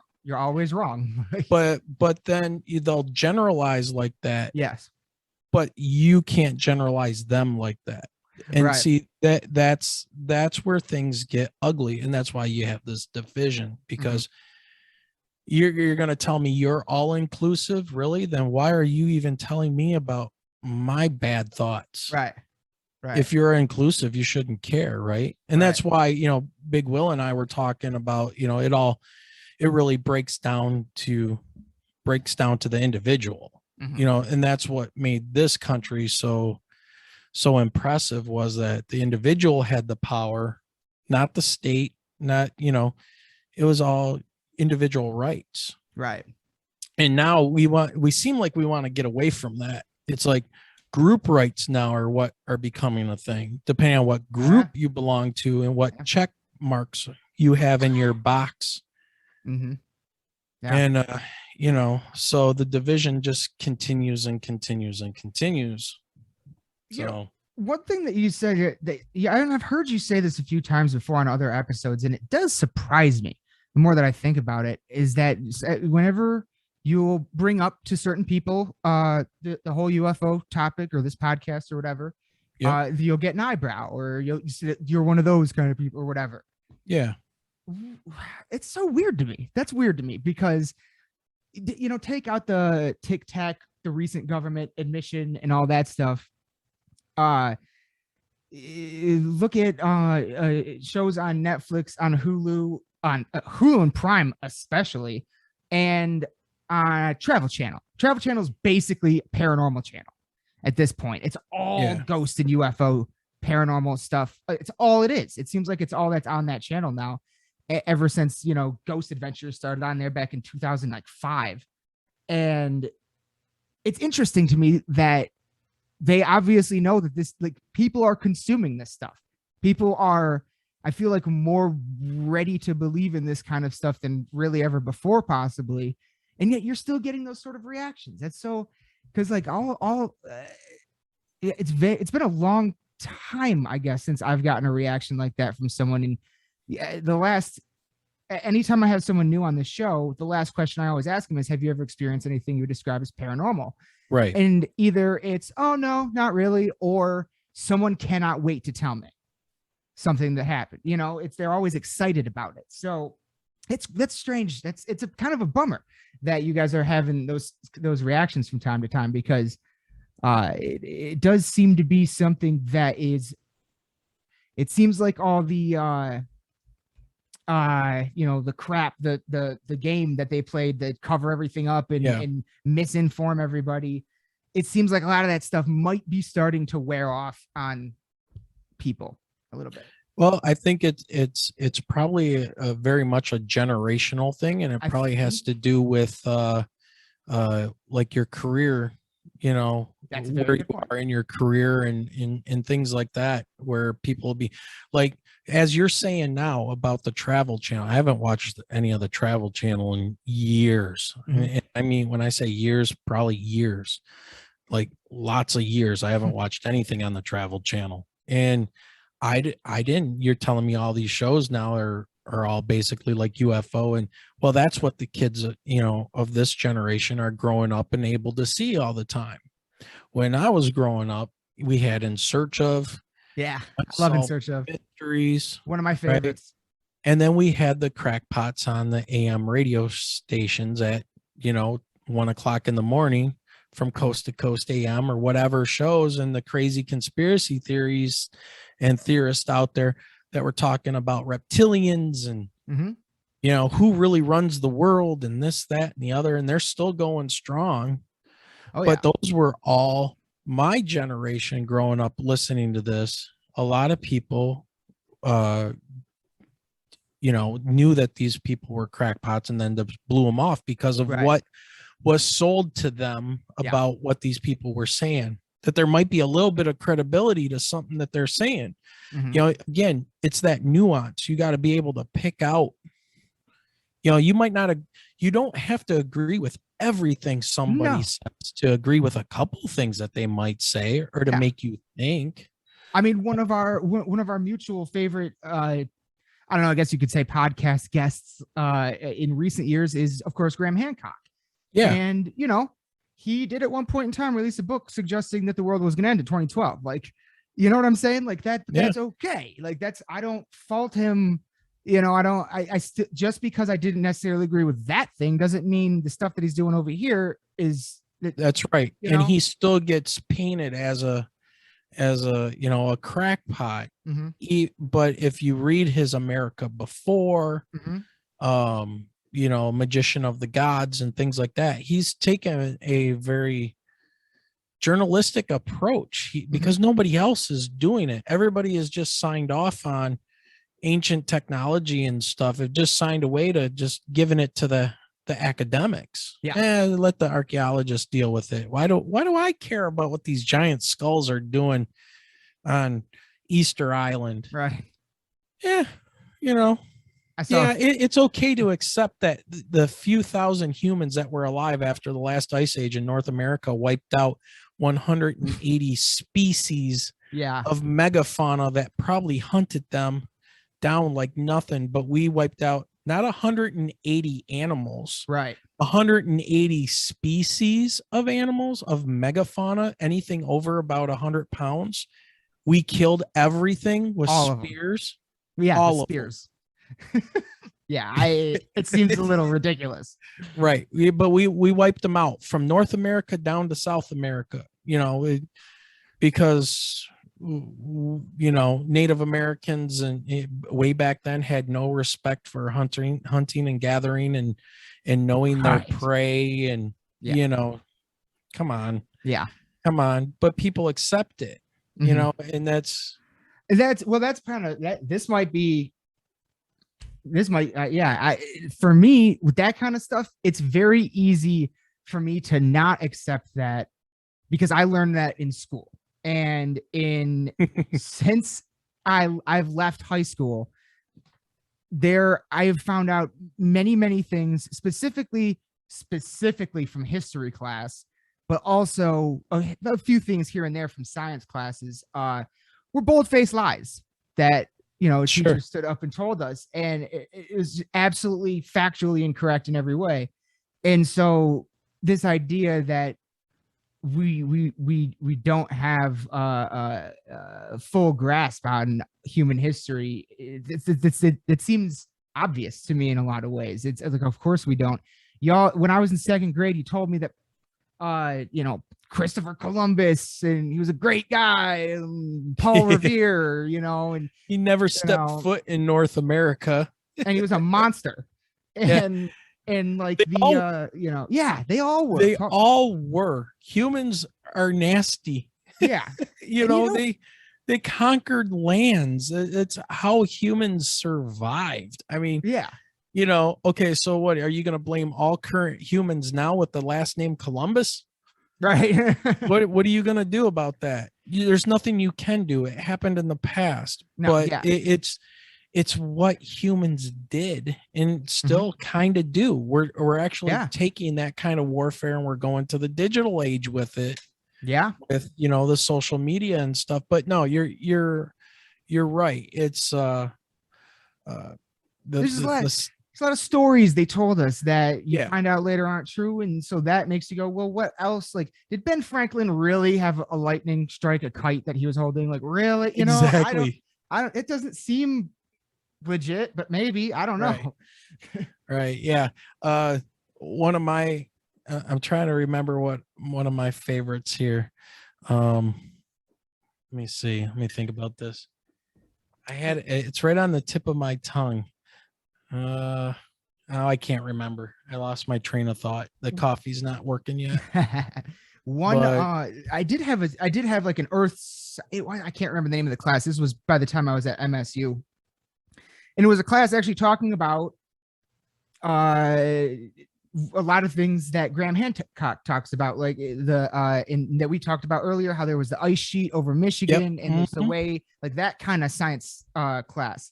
And I really appreciated that teacher, that professor, because he would literally go up there and be like, this is kind of what we think happened, but we're not really sure. See, that's the difference between the hard sciences and the liberal arts kind of thing. Yeah. And this is where I get on my high horse and go, yay, science teachers. Yeah. Yay, science. Because we have that built-in thing that science can change, right? The science behind something can change because our technology gets better or whatever the case may be. But the liberal arts, you know, man, they just parrot what they've been told to say. Mm-hmm. And that's what's getting a lot of parents pissed off in schools lately is, you know, are the teachers just saying the same stuff out of books that they've been told to say? Right. You know, and in the sciences, we're fortunate in that, you know, here, do this experiment and tell us what happened. And let's see if it agrees with this person. Mm-hmm. And you know, we're fortunate in that regard that, you know, we've got the fine print that says, hey, this is what we think about plate tectonics. Right. Or this is how we think the last ice age ended. But there are these theories out there, like, you know, a broken up comet smashed into the ice sheet and melted it extremely quickly, wiping out every large mammal, you know, above 100 pounds, and maybe some pretty advanced human civilizations that were living on the coast of every continent that were flooded and now 400 feet underwater. Yep. And by the way, we are a species with massive amnesia. Amnesia, yes. Yeah, as my favorite line from Graham Hancock, you know, is you know, there's such a plethora of things that you can go down with this stuff.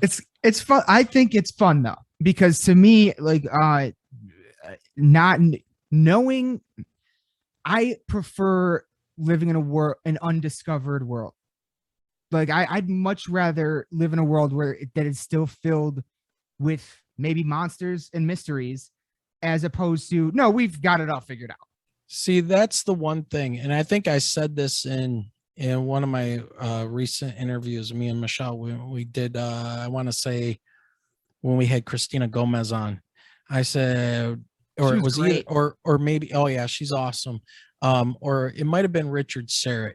Anybody that comes to me and tells me that they have the definitive answer on pretty much anything sets off my red flags. Yeah. The only people that do that are cult leaders. Yeah. Because then you are so close-minded that you're not open to changes that might happen. Right. It might be outside of your control. Right. And that's kind of where I was going earlier, was like, people that say these things talk as like the authority piece, that they've got all the answers, just listen to them. Well, no, no, I'm not going to listen to you. I will hear what you say. I will think about it, but you know, I'm open. Right. Just because you're telling me it's the answer doesn't, that's my problem. That's where I really run into religion. Because to me, to believe in a religion means you at least you've stopped looking. At that point, you've got your answers for you. So now and that's the way things are for you. So you've stopped looking. That's why I'm like, I can't stop. I don't feel like we have the answers yet. Like we have to keep going. So, well, I think that one thing that the technological or the digital revolution that's been happening lately is that it breaks that mold of just believe everything I say it's all good. You'll be fine. Stay in your little bubble. Just listen, and do what I say. Now, all of a sudden you have all these different options that are coming open to you Right. based on, hey, if I wanted to see what's going on in Japan right now, I click a button. Mm-hmm. If I wanted to see what the weather is in China, Mm-hmm. if I want to see what the latest report is in England or France, and I can have it translated. Yeah. So I have all these different options open to me. I don't need to listen to just one person. But No. again, humans like being comfortable. Right. And so if you That's the find somebody problem. you can agree with, you're gonna listen to them and, hey, I like this nice little comfortable house. And, why would I want to screw that up? Right. Yeah. Well, and that's part of the problem. It's not a problem. It's a good thing, but because you got people telling you they have all the answers and it's all Yeah. figured out. And what we're finding in this paranormal UFO community realm thing is that now with the digital revolution being kind of pointed toward the paranormal material and stuff, that we in no way have any of this figured out. It's real. The government decided that they better acknowledge it somehow. So they did a 9-page report that said, we figured out 1 out of 144 things.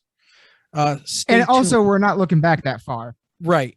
And Jesus. stay tuned. Yeah. Right. Yeah. Stay tuned. And now every year, a report will go to Congress. Right. Yeah. Right. But it's too late. The cat's out of the bag. And too many Mhm. people are starting to come forward who have credibility and credentials and, Mm-hmm. normal people like Michelle and I. And so, when we run into that generational gap of like, oh yeah, did you see Little Green Men too? Ha ha ha. Those people are afraid to have their worldview busted. Those are the ones that are comfortable in the matrix. Right? Exactly. Right. They like that comfort. They want to be in that nice little warm, battery pack and just do what you're told and everything will be fine.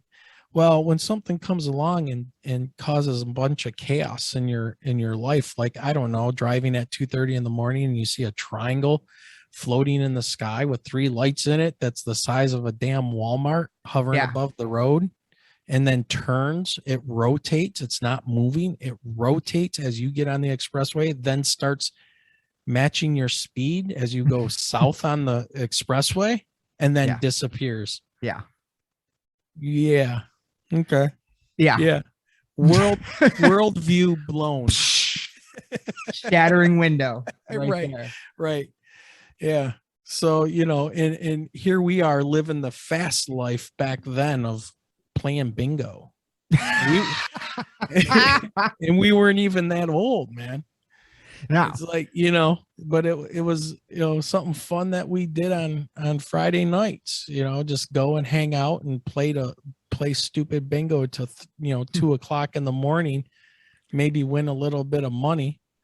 And, Lo and behold, we won something else. Yeah. yeah. Oh, you brought home the big ticket item that night.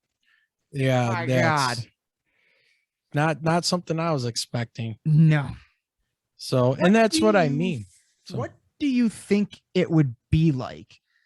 And how do you feel like, coming from somebody who's never seen anything like that for themselves, what do you think it would be like if you ever saw it again? well, Definitely the phone would be ready.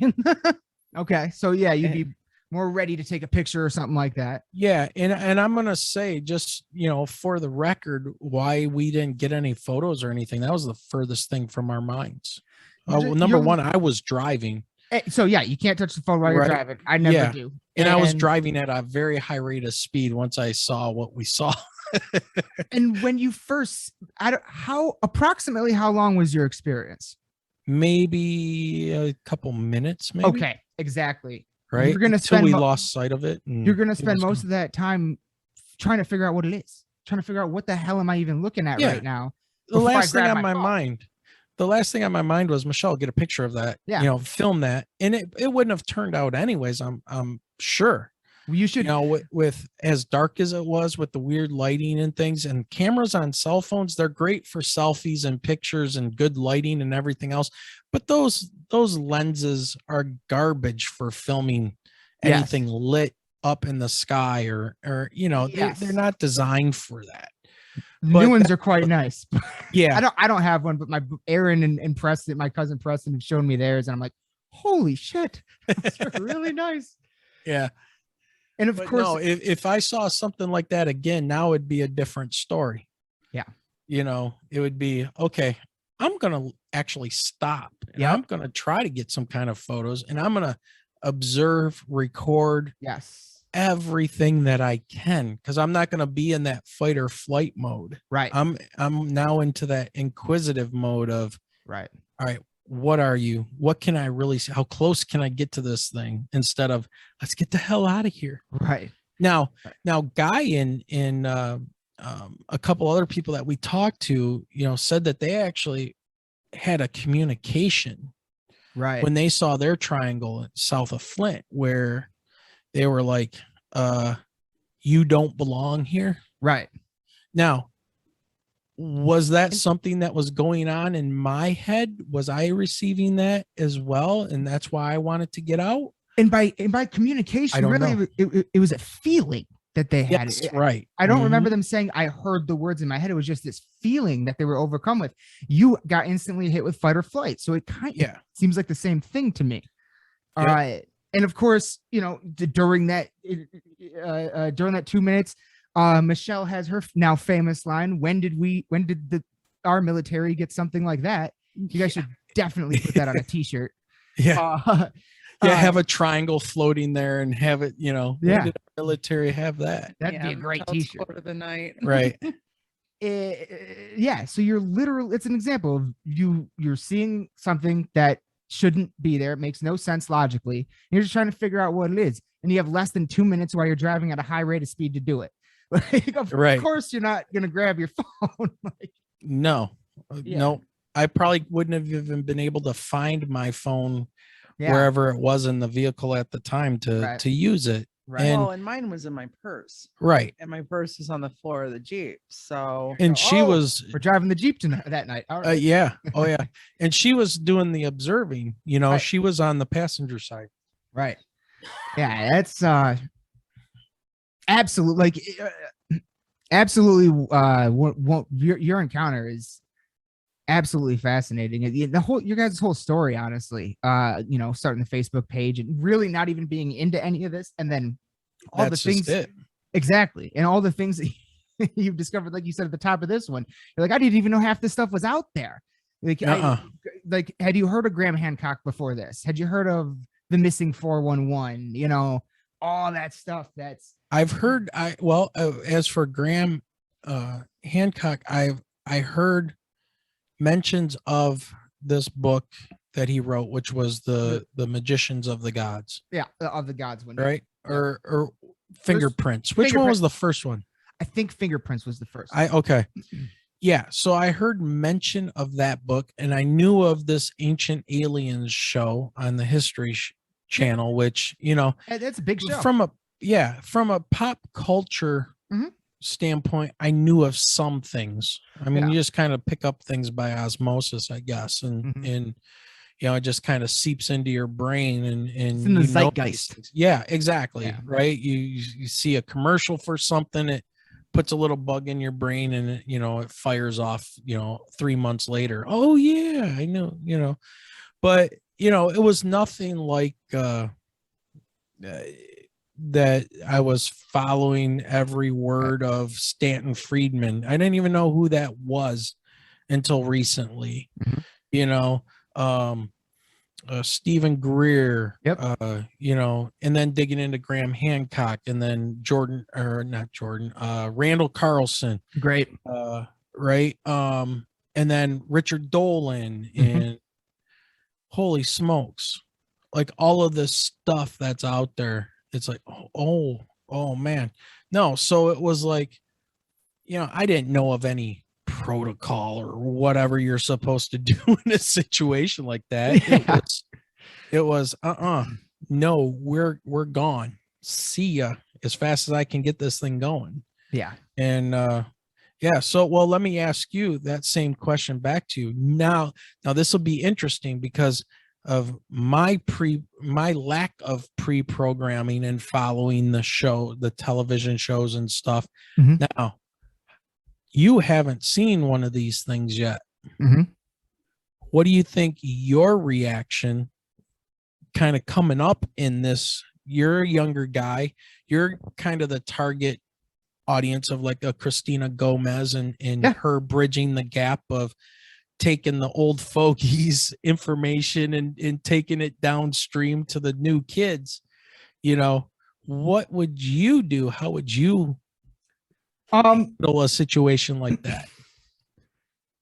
A lot of it would definitely depend on the location of the occurrence. Now, because I am someone who has actively gone into the woods looking for dogmen. I have on more than one occasion paid money to get locked in supposed haunted locations overnight. I've done the Stimson Hospital in Eaton Rapids, the USS Edson. We got locked on a boat out there in Bay City, an old Vietnam destroyer.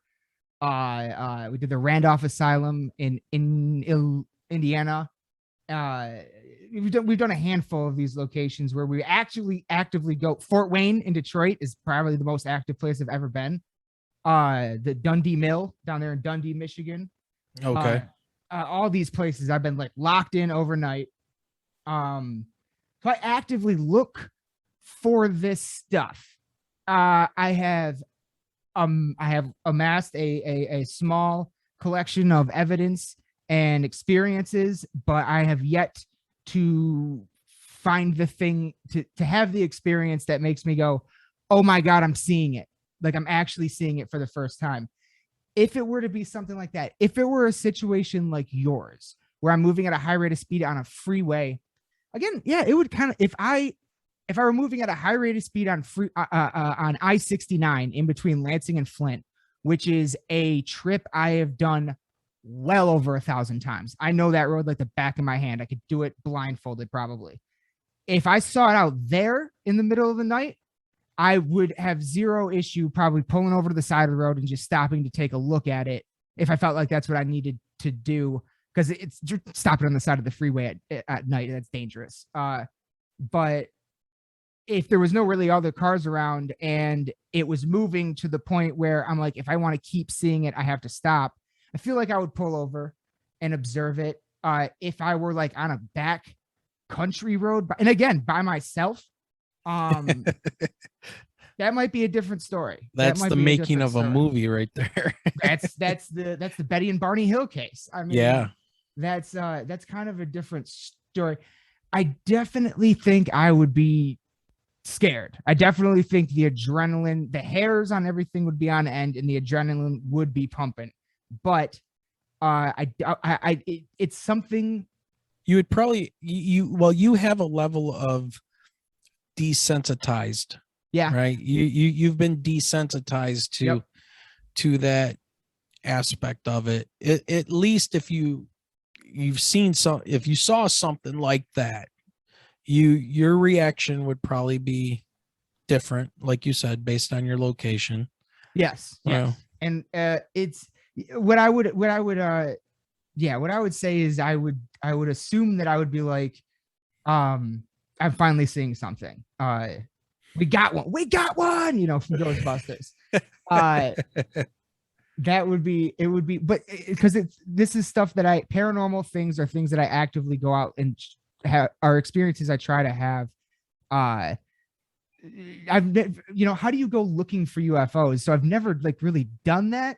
I've definitely seen things in the sky where I didn't know what they were. But it was just a light, it wasn't a shape or anything sizable. Right.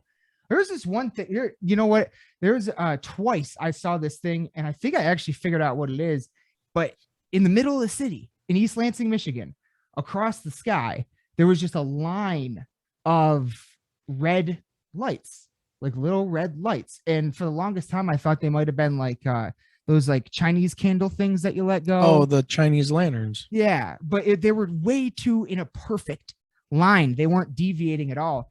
And then years later, I saw what how it looks when SpaceX launches satellites, and it looked the exact same. So I think I just seeing Skylink. I think I was just seeing Skylink launches. But at the time, I was like, what the hell is that? And one of the times I was in literally downtown East Lansing outside of a bar having a cigarette at the time.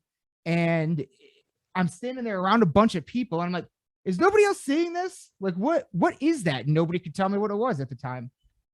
I think I still had a flip phone, if it gives you an idea of how long ago that was. But yeah, you know, so there've been a couple times. I want to think that I would be inquisitive. I want to think that my years and years of watching and rewatching every countless documentaries and X-Files episodes and Coast to Coast AM episodes and just growing up with this stuff, I would like to think that I wouldn't immediately just be like, run, unless it unless that feeling kicks in inside of you. There's nothing you can do about it. And it might be being caused by whatever sort of energy that thing is putting out. Right. You know, who knows how it's even being propelled? What do its engines use for that? And who knows what kind of effect those kind of waves could have on a human body, you know? It could just be down to the literal mechanics of the ship put out a certain sort of EMF frequency that makes us do that. And it's kind of like with ghosts, when you have an EMF detector and it starts going nuts, and it shouldn't be, you start to feel something. There's electricity in the air. There's something going on. And that's something I'd like to ask you about, actually. As we, like you alluded to earlier, with new technology now being more pointed at the paranormal stuff, now more than ever, there's a plethora of ghost hunting equipment. The problem with ghosts is it's, for people like us that like to look at things scientifically, you can't test it. It's so hard to like get real evidence. But now we have a whole lot of equipment that is pretty unique. And so how do you feel if someone were to present to you a piece of footage where, let's say I go to a place and I get some footage, and at the same time I have an EMF detector going off, I have a motion sensor going off, all pointed in the same general area. There's nothing there. And at the same time as all that, we get like a disembodied voice come through on a camera or a voice recorder. How does someone like you approach something like that? So the evidence would definitely be compelling from all those sources at the same time. At once. Yeah. I would definitely be very interested in that. And from a scientific standpoint, I would want to replicate that exactly how you did it. So the EMF detector, even using the same one plus a different one, you got to rule out the variables, right? Yep. That's the problem, though, with the whole paranormal issue, is that you could set stuff up in that same exact place and nothing would happen there. Again, it would happen 3 feet behind where you have all your stuff set up, and you would have eyewitnesses there, but then nothing would be caught on your equipment, right? Which makes it not scientifically measurable in that regard. It's like, you know, we speaking of that, you know, when I found that Midland haunted Saginaw, yeah, thing about Steve Dice Prozac Shibby. Yeah. Yes. I love them. I've actually seen them live. I went to one of their premiere nights. Yeah. Well, Well, we watched two of his movies, the one about Hell House. Yep. And then the one about the City of the Dead. Oh, okay, yeah. And I've been watching the one about the Saginaw house, Braybook or something like that. Yeah, he's got like 10. I've seen them all. Yeah, very great, very cool stuff. Yeah. And it's like, okay, the creaking footsteps and things like that, cool. Can we get that to happen again? Right. Can we have different equipment there? Can we, have different observers there and get the same thing. And that's what I liked about the Hell House one, because you had all the police officers that were Yes. reporting, right? They were reporting the same things. Yes. And it was happening. They had a binder full of police reports. It is the number one haunted location on Earth. It has more police reports on it than any other. Yeah, location. it's all been documented by different people. Now, Yep. they didn't have the EMF detectors and disembodied voice recorders and voice recorders and things Right. like that. It's too bad, but so from a scientific standpoint, that's where you run into problems. And my feeling on it is it's possible, and you have some great evidence, and we need to corroborate. We need a corroboration of evidence. We need multiple people at times. That the whole prediction thing is really the problem. That ghost has got to appear here Right. at the same Right. time that you recorded it tomorrow. Right. Or whatever, and they just don't function that way. Right. So it's so hard to say. I mean, it really is, because there's things in science like measuring neutrinos and things coming from outer space and gravitational waves. They don't happen all the time. Mm-mm. But you can measure them. Mm-hmm. And you can reliably measure them. And that's the thing with paranormal. Can we do that? Well, we can collect evidence, And but can we put empirical data on it? And that's kind of, and then you start getting into like the whole debate versus science and religion thing. It's the same kind of an idea. That's kind of what I was like. It's like at the end of the day, whether I say I believe in ghosts or not, I still don't know what they are. Exactly. Like, are they the spirit of a dead human? Okay, well, that means that humans have souls. Can we prove? Right. We can't prove that. And then why are they trapped here then? Yeah, why don't they have somewhere else to go? Or is it a situation where now we don't understand whether or not humans have souls or not.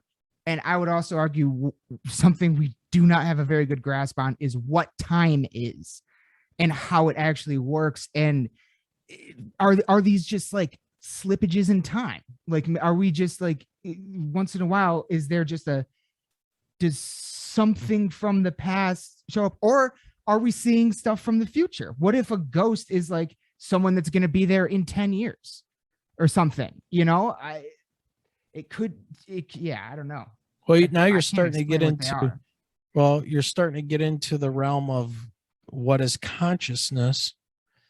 If you start talking about a soul, why isn't everybody exactly the same? I mean, are we just the combination of different, genetic material and hormones that make our personalities, or what is this consciousness thing? And that's been, the ayahuasca trips and people, doing altered states of consciousness to try to find answers as to what that consciousness that they're altering even is. And so that stuff fascinates me. There should not be as far as I understand, there should not be a substance that makes everyone hallucinate the exact same thing. Oh yeah, that makes so no interesting that sense. Harvard has been doing studies in that. I think it's Harvard and Yale are doing experiments in that to see what's going on. I'm really happy that they've started doing things with psilocybin mushrooms. I don't know if you ever saw, there's a great documentary on Netflix. It's not very long at all. It's called Fantastic Fungi. You would love it, especially as a science teacher, because an earth science teacher too, because he breaks down the mycelium network. And it's, as we always grew up like like trees can talk to each other and stuff like that. This movie actually does the legwork and shows you scientifically how every plant on Earth is physically connected and does communicate. Every living organism on Earth, and it's a beautiful and fascinating documentary. I highly recommend that one. And it's done by a guy named Paul Stamets, who's been on Joe Rogan a number of times, but he's also his research up until recently, back when he started doing it, his research was the first research on psilocybin mushrooms and things like that that was actually sanctioned by the United States government and the DEA. So he was like one of the first Sounds guys that's interesting. allowed to do this stuff and discover this stuff. And the way he frames it in the film is absolute. Like you go, the first time I saw it, my jaw was on the floor. I was like, oh my God, the Earth is like a living thing, and it has a brain. It has a brain. The mycelium network looks like neurons in our brains. It's really fascinating. Well, okay, so you got consciousness, right?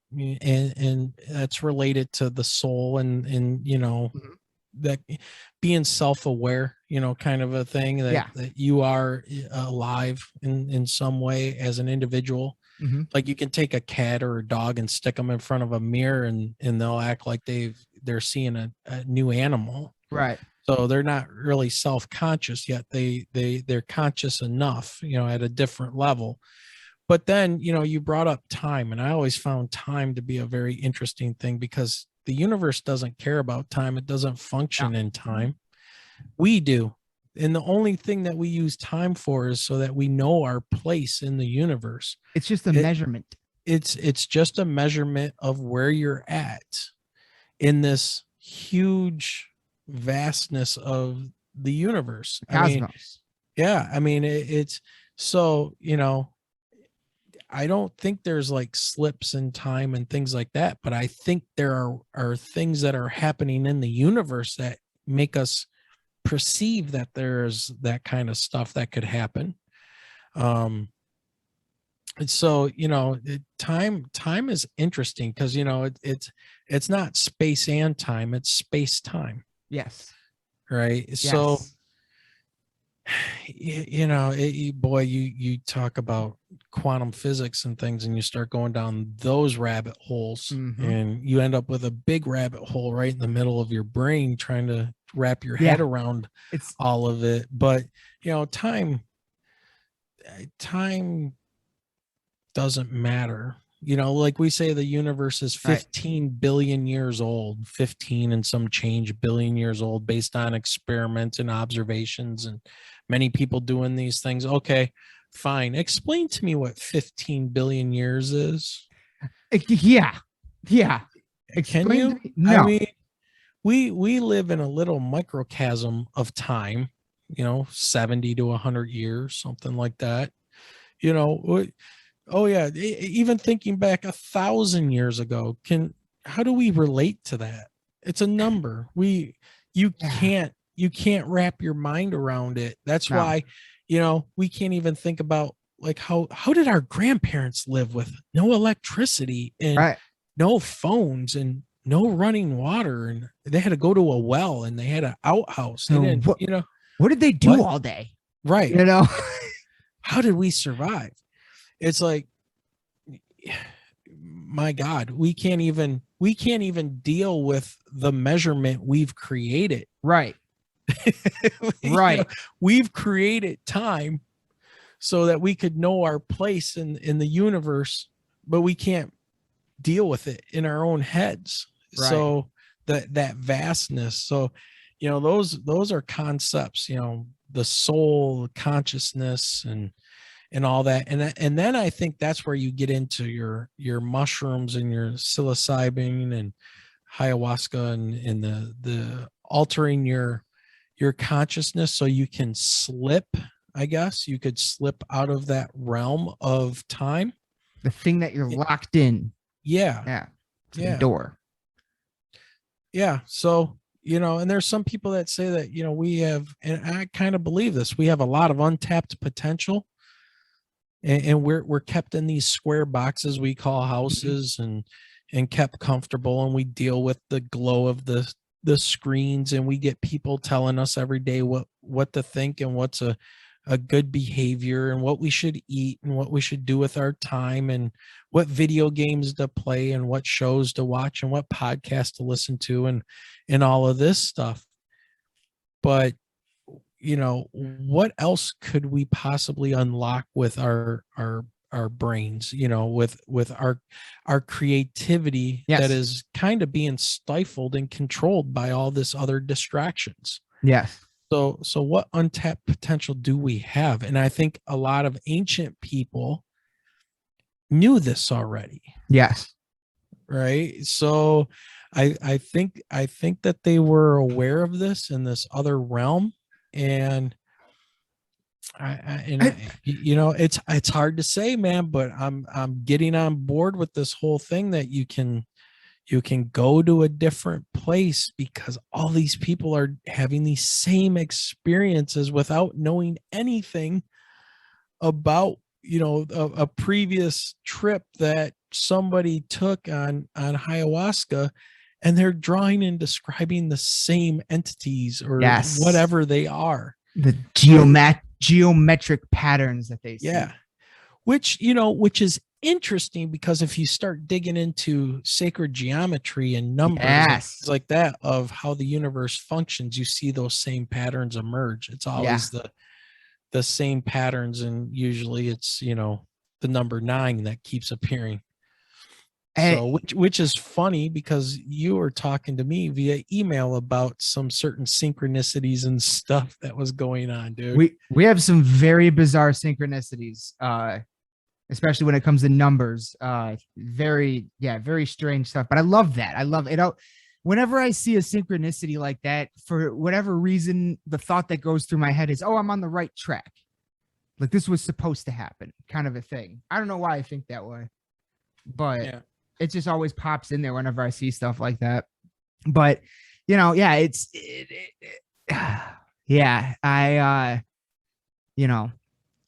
this whole thing of like with consciousness of like these people coming back, remembering past lives. Like, what the hell is that? Like, to the point where a child will lead police to a body and say, I was killed. This is my body. This is the guy that murdered me. The police go to the guy's house and he confesses. How do you, I just don't know how to like reconcile any of that. You know what I mean? It's so mysteries. We still have so many mysteries to uncover. And I think that's why I love this stuff. That's why. And that's why all my flags go up when people tell me they have all these answers. Yes. How can you be so arrogant and self-centered to tell me you know everything and what the best decisions are for people and me and whatever, and how I should think or what I should worship or whatever? How dare you come to me and say that when you can't explain to me, why does a plant follow the sun as the sun travels? Right? Is that conscious or not? Right. It's a living thing. Well, watch Fantastic Fungi. You might think it's a form of consciousness. Right. Well, they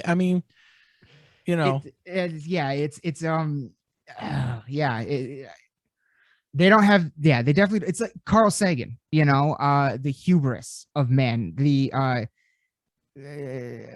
that famous, one of my favorite speeches of all time is him saying the pale blue dot speech. And think of the rivers of blood that were spilled so that they could become momentary masters of a speck of a dot. In infinite nothingness, floating forever in infinite nothingness. Exactly. How long have telescopes, actually telescopes probably been around a long time, but say 500 to 1,000 years, when like Galileo started doing his stuff or something, roughly something like that. How do we even have enough data to know it's 15 billion years old? The universe, like, we have so many conflicting things about the Big Bang, and like we're seeing different things, and it's the idea that we can just explain it. And we've had movies for less than for about 100 years. 100 years we've had film on big screen. Right. and yet we think we know everything. Like, I just Yeah. Well, I do want to say just real quick, Michelle is bowed out. She's got an early morning tomorrow and stuff. So she said to tell you good night, and she dropped off the call. So that's, if people are wondering where she disappeared to, she's going to the Cloud 9 yeah. and gonna have some Hopefully, dreams of aliens or something. Who knows? yeah. Hopefully she doesn't get woken up at 3:33 again. Yeah, no, that's me, man. I've been Oh, that's you? snapping Okay. pictures of my phone when I wake up in the morning, and I'm like, oh, it's time to get up. 3:33 or 3:30. It's usually one of those, almost, I want to say a couple nights a week. That's very bizarre. It's very, very, very bizarre. Very bizarre. But yeah, no, man, it's there's so many great mysteries out there, and that's one of the things I really like about podcasting and stuff. Yeah. Is you can hear all these perspectives from people and Mm-hmm. talk to amazing people with their own perspectives about things, and then you find out some of the synchronicities and things that have gone on with them and you, and man, we're all connected on that little blue speck. Yep. Man, The pale blue dot. it's yeah, and I think that was the point of Sagan's idea. I don't think I heard his speech before, but I think that was the whole point, man. Look at the universe, or what we can see of it. Look at it, and there you are on that little thing. Ding. Yep. And we're all worried about, what's the saying? Don't sweat the small stuff. It's all small stuff. Yeah. Yeah, you're not even a dot Nope. on this planet from outer space. Nope. I mean, honestly, you're not. Yeah. One of the things he says in that speech is we at the moment we are alone in the universe. There's nowhere else that we know of right now that we can settle. Travel, yes, but settle, no. Right. No one is coming to save us from ourselves. Right. And that's another thing too that really throws up flags for me, is when people tell me about these things being saviors of, they're worried about the planet and they're worried about us and stuff. Then why are they only appearing to you? Right. Show Yeah. up, man. You'll be top notch on Fox News and CNN, and you'll get all the coverage, and everybody will get to hear you saying, hey, you're destroying your planet. Stop being dumbasses. Right. Or whatever the case may be. Stop the nuclear weapon stuff. You guys got to get your acts together somehow. Stop treating each other like crap or whatever, I'm sure they're smart enough to understand our media and stuff, that how we do things here. If they're zipping around doing 90-degree turns and not dying and pulling, 2,700 G's or whatever number and being just fine, I'm sure they know what our little primitive technology is, and how it functions. I mean, they turn on and off our nuclear missile sites. Yeah. I mean, that was a huge thing. And also in Russia too. The Russians came out and said that they were turning on the rockets. They were getting ready to launch. Yep. I heard about and then that. they got control back. Yep. So that's kind of scary. So they were playing, and they learned everything about our major weapon systems. Why did they do that? Probably because that's the most threatening possible weapon we would have against them. So they wanted to learn it. And they learned it in 10 seconds. Yep. And now the rest of everything else, who cares? We can't touch them. We can't touch them. Literally. Right. So they operate with impunity. Yeah. We're just getting better at tracking them and spotting them. I hope. Yeah, it's fascinating, but it really is. The whole consciousness thing, man, it's fascinating, which brings me back to, are these things just our trapped minds starting to open up and create these things? What if it's us from the future? What if, yeah, exactly. But what is the future if time isn't real? Right. Oh my God. What is the past if time isn't real? I mean, I was so glad we got down these rabbit holes because this is stuff. This is stuff I used to drive around for hours at night on back roads up here in Lansing with my buddy because we would take all the at Lansing Community College. We took all the philosophy classes you could take. oh yeah, sure. And we would just go. What is real? What can you prove to me is real right now, bro? Like Yeah. that kind of stuff. And I love these conversations. Well, it goes back into like was it Schrodinger's cat, right? If you observe, if you don't observe something, does it exist? It's both. It's both dead and alive at the same time until you observe it. Yeah. Until you observe it. And then by the act of observing something, you've changed the experiment. Yep. Which is interesting because they say the same thing about certain electrons and atoms and things like that they appear and disappear and can be in two places at once and seem to know when they're being observed. Yeah, exactly. And then Some react way. to being observed. It's very interesting stuff. But yeah, man, that rabbit hole, if we've created time is just a measure of one cycle of the sun, rising, quote unquote, rising in our sky and setting, when really it's not doing that at all. We're spinning around it and we're spinning around our own axis. Yeah. So all we're doing is tracking. Yeah. That. Yep. That's all it is. So then what is time travel? It maybe if we got out of that mindset of thinking like that, again, that's, following this box, this paradigm, maybe these things don't follow that.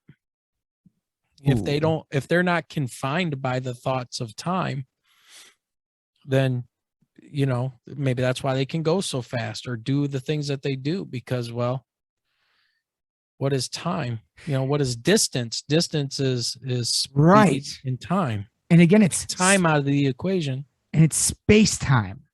Yeah. So if they're able to take out the time part and figure out a way to manipulate space, then there you go. That's warp drive, right? Isn't that warp drive where you warp space? Right. Yeah. You cut a wormhole basically. Right. Yeah. Oh man, I love this stuff so much, man. I love this, but man, we have been going for a while. I feel like I've kept you for way too long. I know we're on each other's podcast right now, but I do feel like I've kept you for way too long. So we should wrap. Well, that's why this is a bonus episode. This is just the grab bag. The insane ramblings of two podcasters. Well, it was three until one had to tap out, and I don't blame her. No. Our mornings start at 4:30 in the morning. Yeah. So, but yeah, no, man, it's great. I mean, because having these kind of conversations, I don't know if anybody will get anything out of this, but other than going, man, these guys are nuts. Get these two in the same room, see what happens. Maybe that radiation from that UFO really fried his brain. I don't know. But yeah, man. Well, I can't thank you enough for your time tonight. This was an absolutely wonderful conversation. I'm really glad we got to do this during October. And next time I have anything at all or any new topics or anything to talk to you about, I'll reach out and we'll do it again.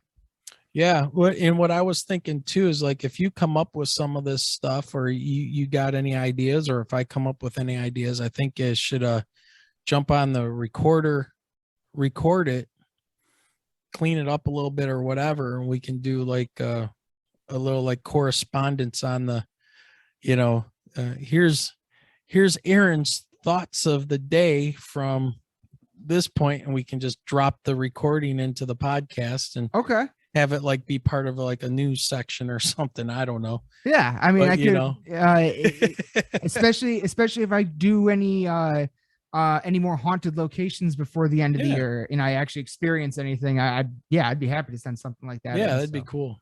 Yeah. So, yeah, man. So, well, thanks, man. It's been great having a chat. It's always cool. Next time we do this, we need to do another bonus episode, and we'll dive deeper into that paranormal stuff or wherever we go. And hopefully I can get Aaron back on. And I know my roommate really wants to talk to you guys. He's a big fan. He does all the ghost stuff with me, and he's got a lot of personal experiences of his own he could share. Oh, that would be awesome. So, yeah, for sure. All right, man. Let's end this here. All right, everybody. Once again, it's been Aaron from Lost in the Dark podcast, or not Aaron, Burton. Jesus, have I been saying Aaron this whole time? I don't know. I don't know. Again, like I said, the morning starts at 4:30, and I Right. deal with about 140 students every day. So it's just Exactly. like blurs. But anyways, it's Burton from Lost in the Dark podcast. And it's Wayne from the Michigan UFO Sightings and Paranormal Encounters podcast. Yep. So make sure you check them out, and we're gonna say good night. So, all right, Aaron. Good night, everybody. All right, Aaron. All right, Burton. We'll see you, man. All right, buddy. What did I tell you? I mean, come on. That is like, okay. So like I started this podcast as more or less an attempt to like literally we never expected to have guests. We never thought that would be a thing. It was an entirely selfish endeavor on my part to just capture conversations with my best friends on recording and just so it would have something. I'd have something for me one day to go back to and re-listen to. Entirely a selfish endeavor. And there's been a few times where we've had guests on the show where I feel like this is exactly the kind of conversation I had growing up with Preston and Aaron and Jordan and everybody that's been on the show and that I literally talk to on a daily basis, every single day, you know, like literally like my circle or whatever. This conversation was an example of getting to do that with a guest. To me, you know, it's a grab bag episode. We go all over the place. Yeah, whatever. But this right here is an example of the conversations that I used to have with my friends driving around in the middle of the fucking night out on dirt roads in Michigan, the back roads of Michigan, just fucking middle of nowhere, like nothing but cornfields and trees and smoking joints. And this is what a lot of those conversations, quite frankly, ended up sounding like, you know, at least on a surface level. And so to have had this conversation with Wayne is just, and Michelle is just a genuine honor and pleasure. They have done nothing but extraordinary work in only 18 or so episodes. They've gotten amazing guests and they've really carved out a spot in the paranormal community for themselves, or they still are, but they're carving out a good one. And I can't thank them enough ever for giving me any time at all. You know, they did the read at the top of the episode. They do the read at the top of every episode now because they did one for us. We did one for them. And it's just very exciting. And I love them to death. I look forward to every episode, and I can never, ever express enough gratitude to them for giving us any time at all, the time of day, period, or any time at all to be on each other's shows and stuff like that. Yeah, it's just, I mean, you know, for a lonely fucking metalhead up here in Michigan, it's just crazy to me that I started this thing and now anybody ever, period, wants to be on it. I can't believe I still have Preston and Aaron. So I thought they would have jumped off a long time ago by now. So it's wild to me. And it like when I wake up every day, this is the kind of shit I think about to get me motivated. Like really genuinely from the bottom of my heart, this drives me, this kind of stuff drives me, and it's everything. It's everything to me. So I cannot thank Wayne and Michelle ever enough for any time that they've ever given us. And all of you, anyone who's ever clicked like, watched an episode or anything at all, you guys mean the fucking world to me. So that's going to do it for this episode. Thank you so much, Wayne and Michelle from the Michigan UFO Sightings and Paranormal Encounters podcast. As always, my friends, it's the final week leading up to Halloween. You know this whole week is going to be packed with tons of shit from us and we cannot fucking wait for you all to see it.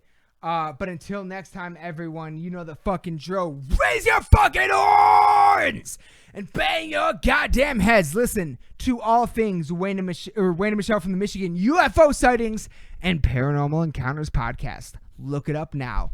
Love you all to death. Good night.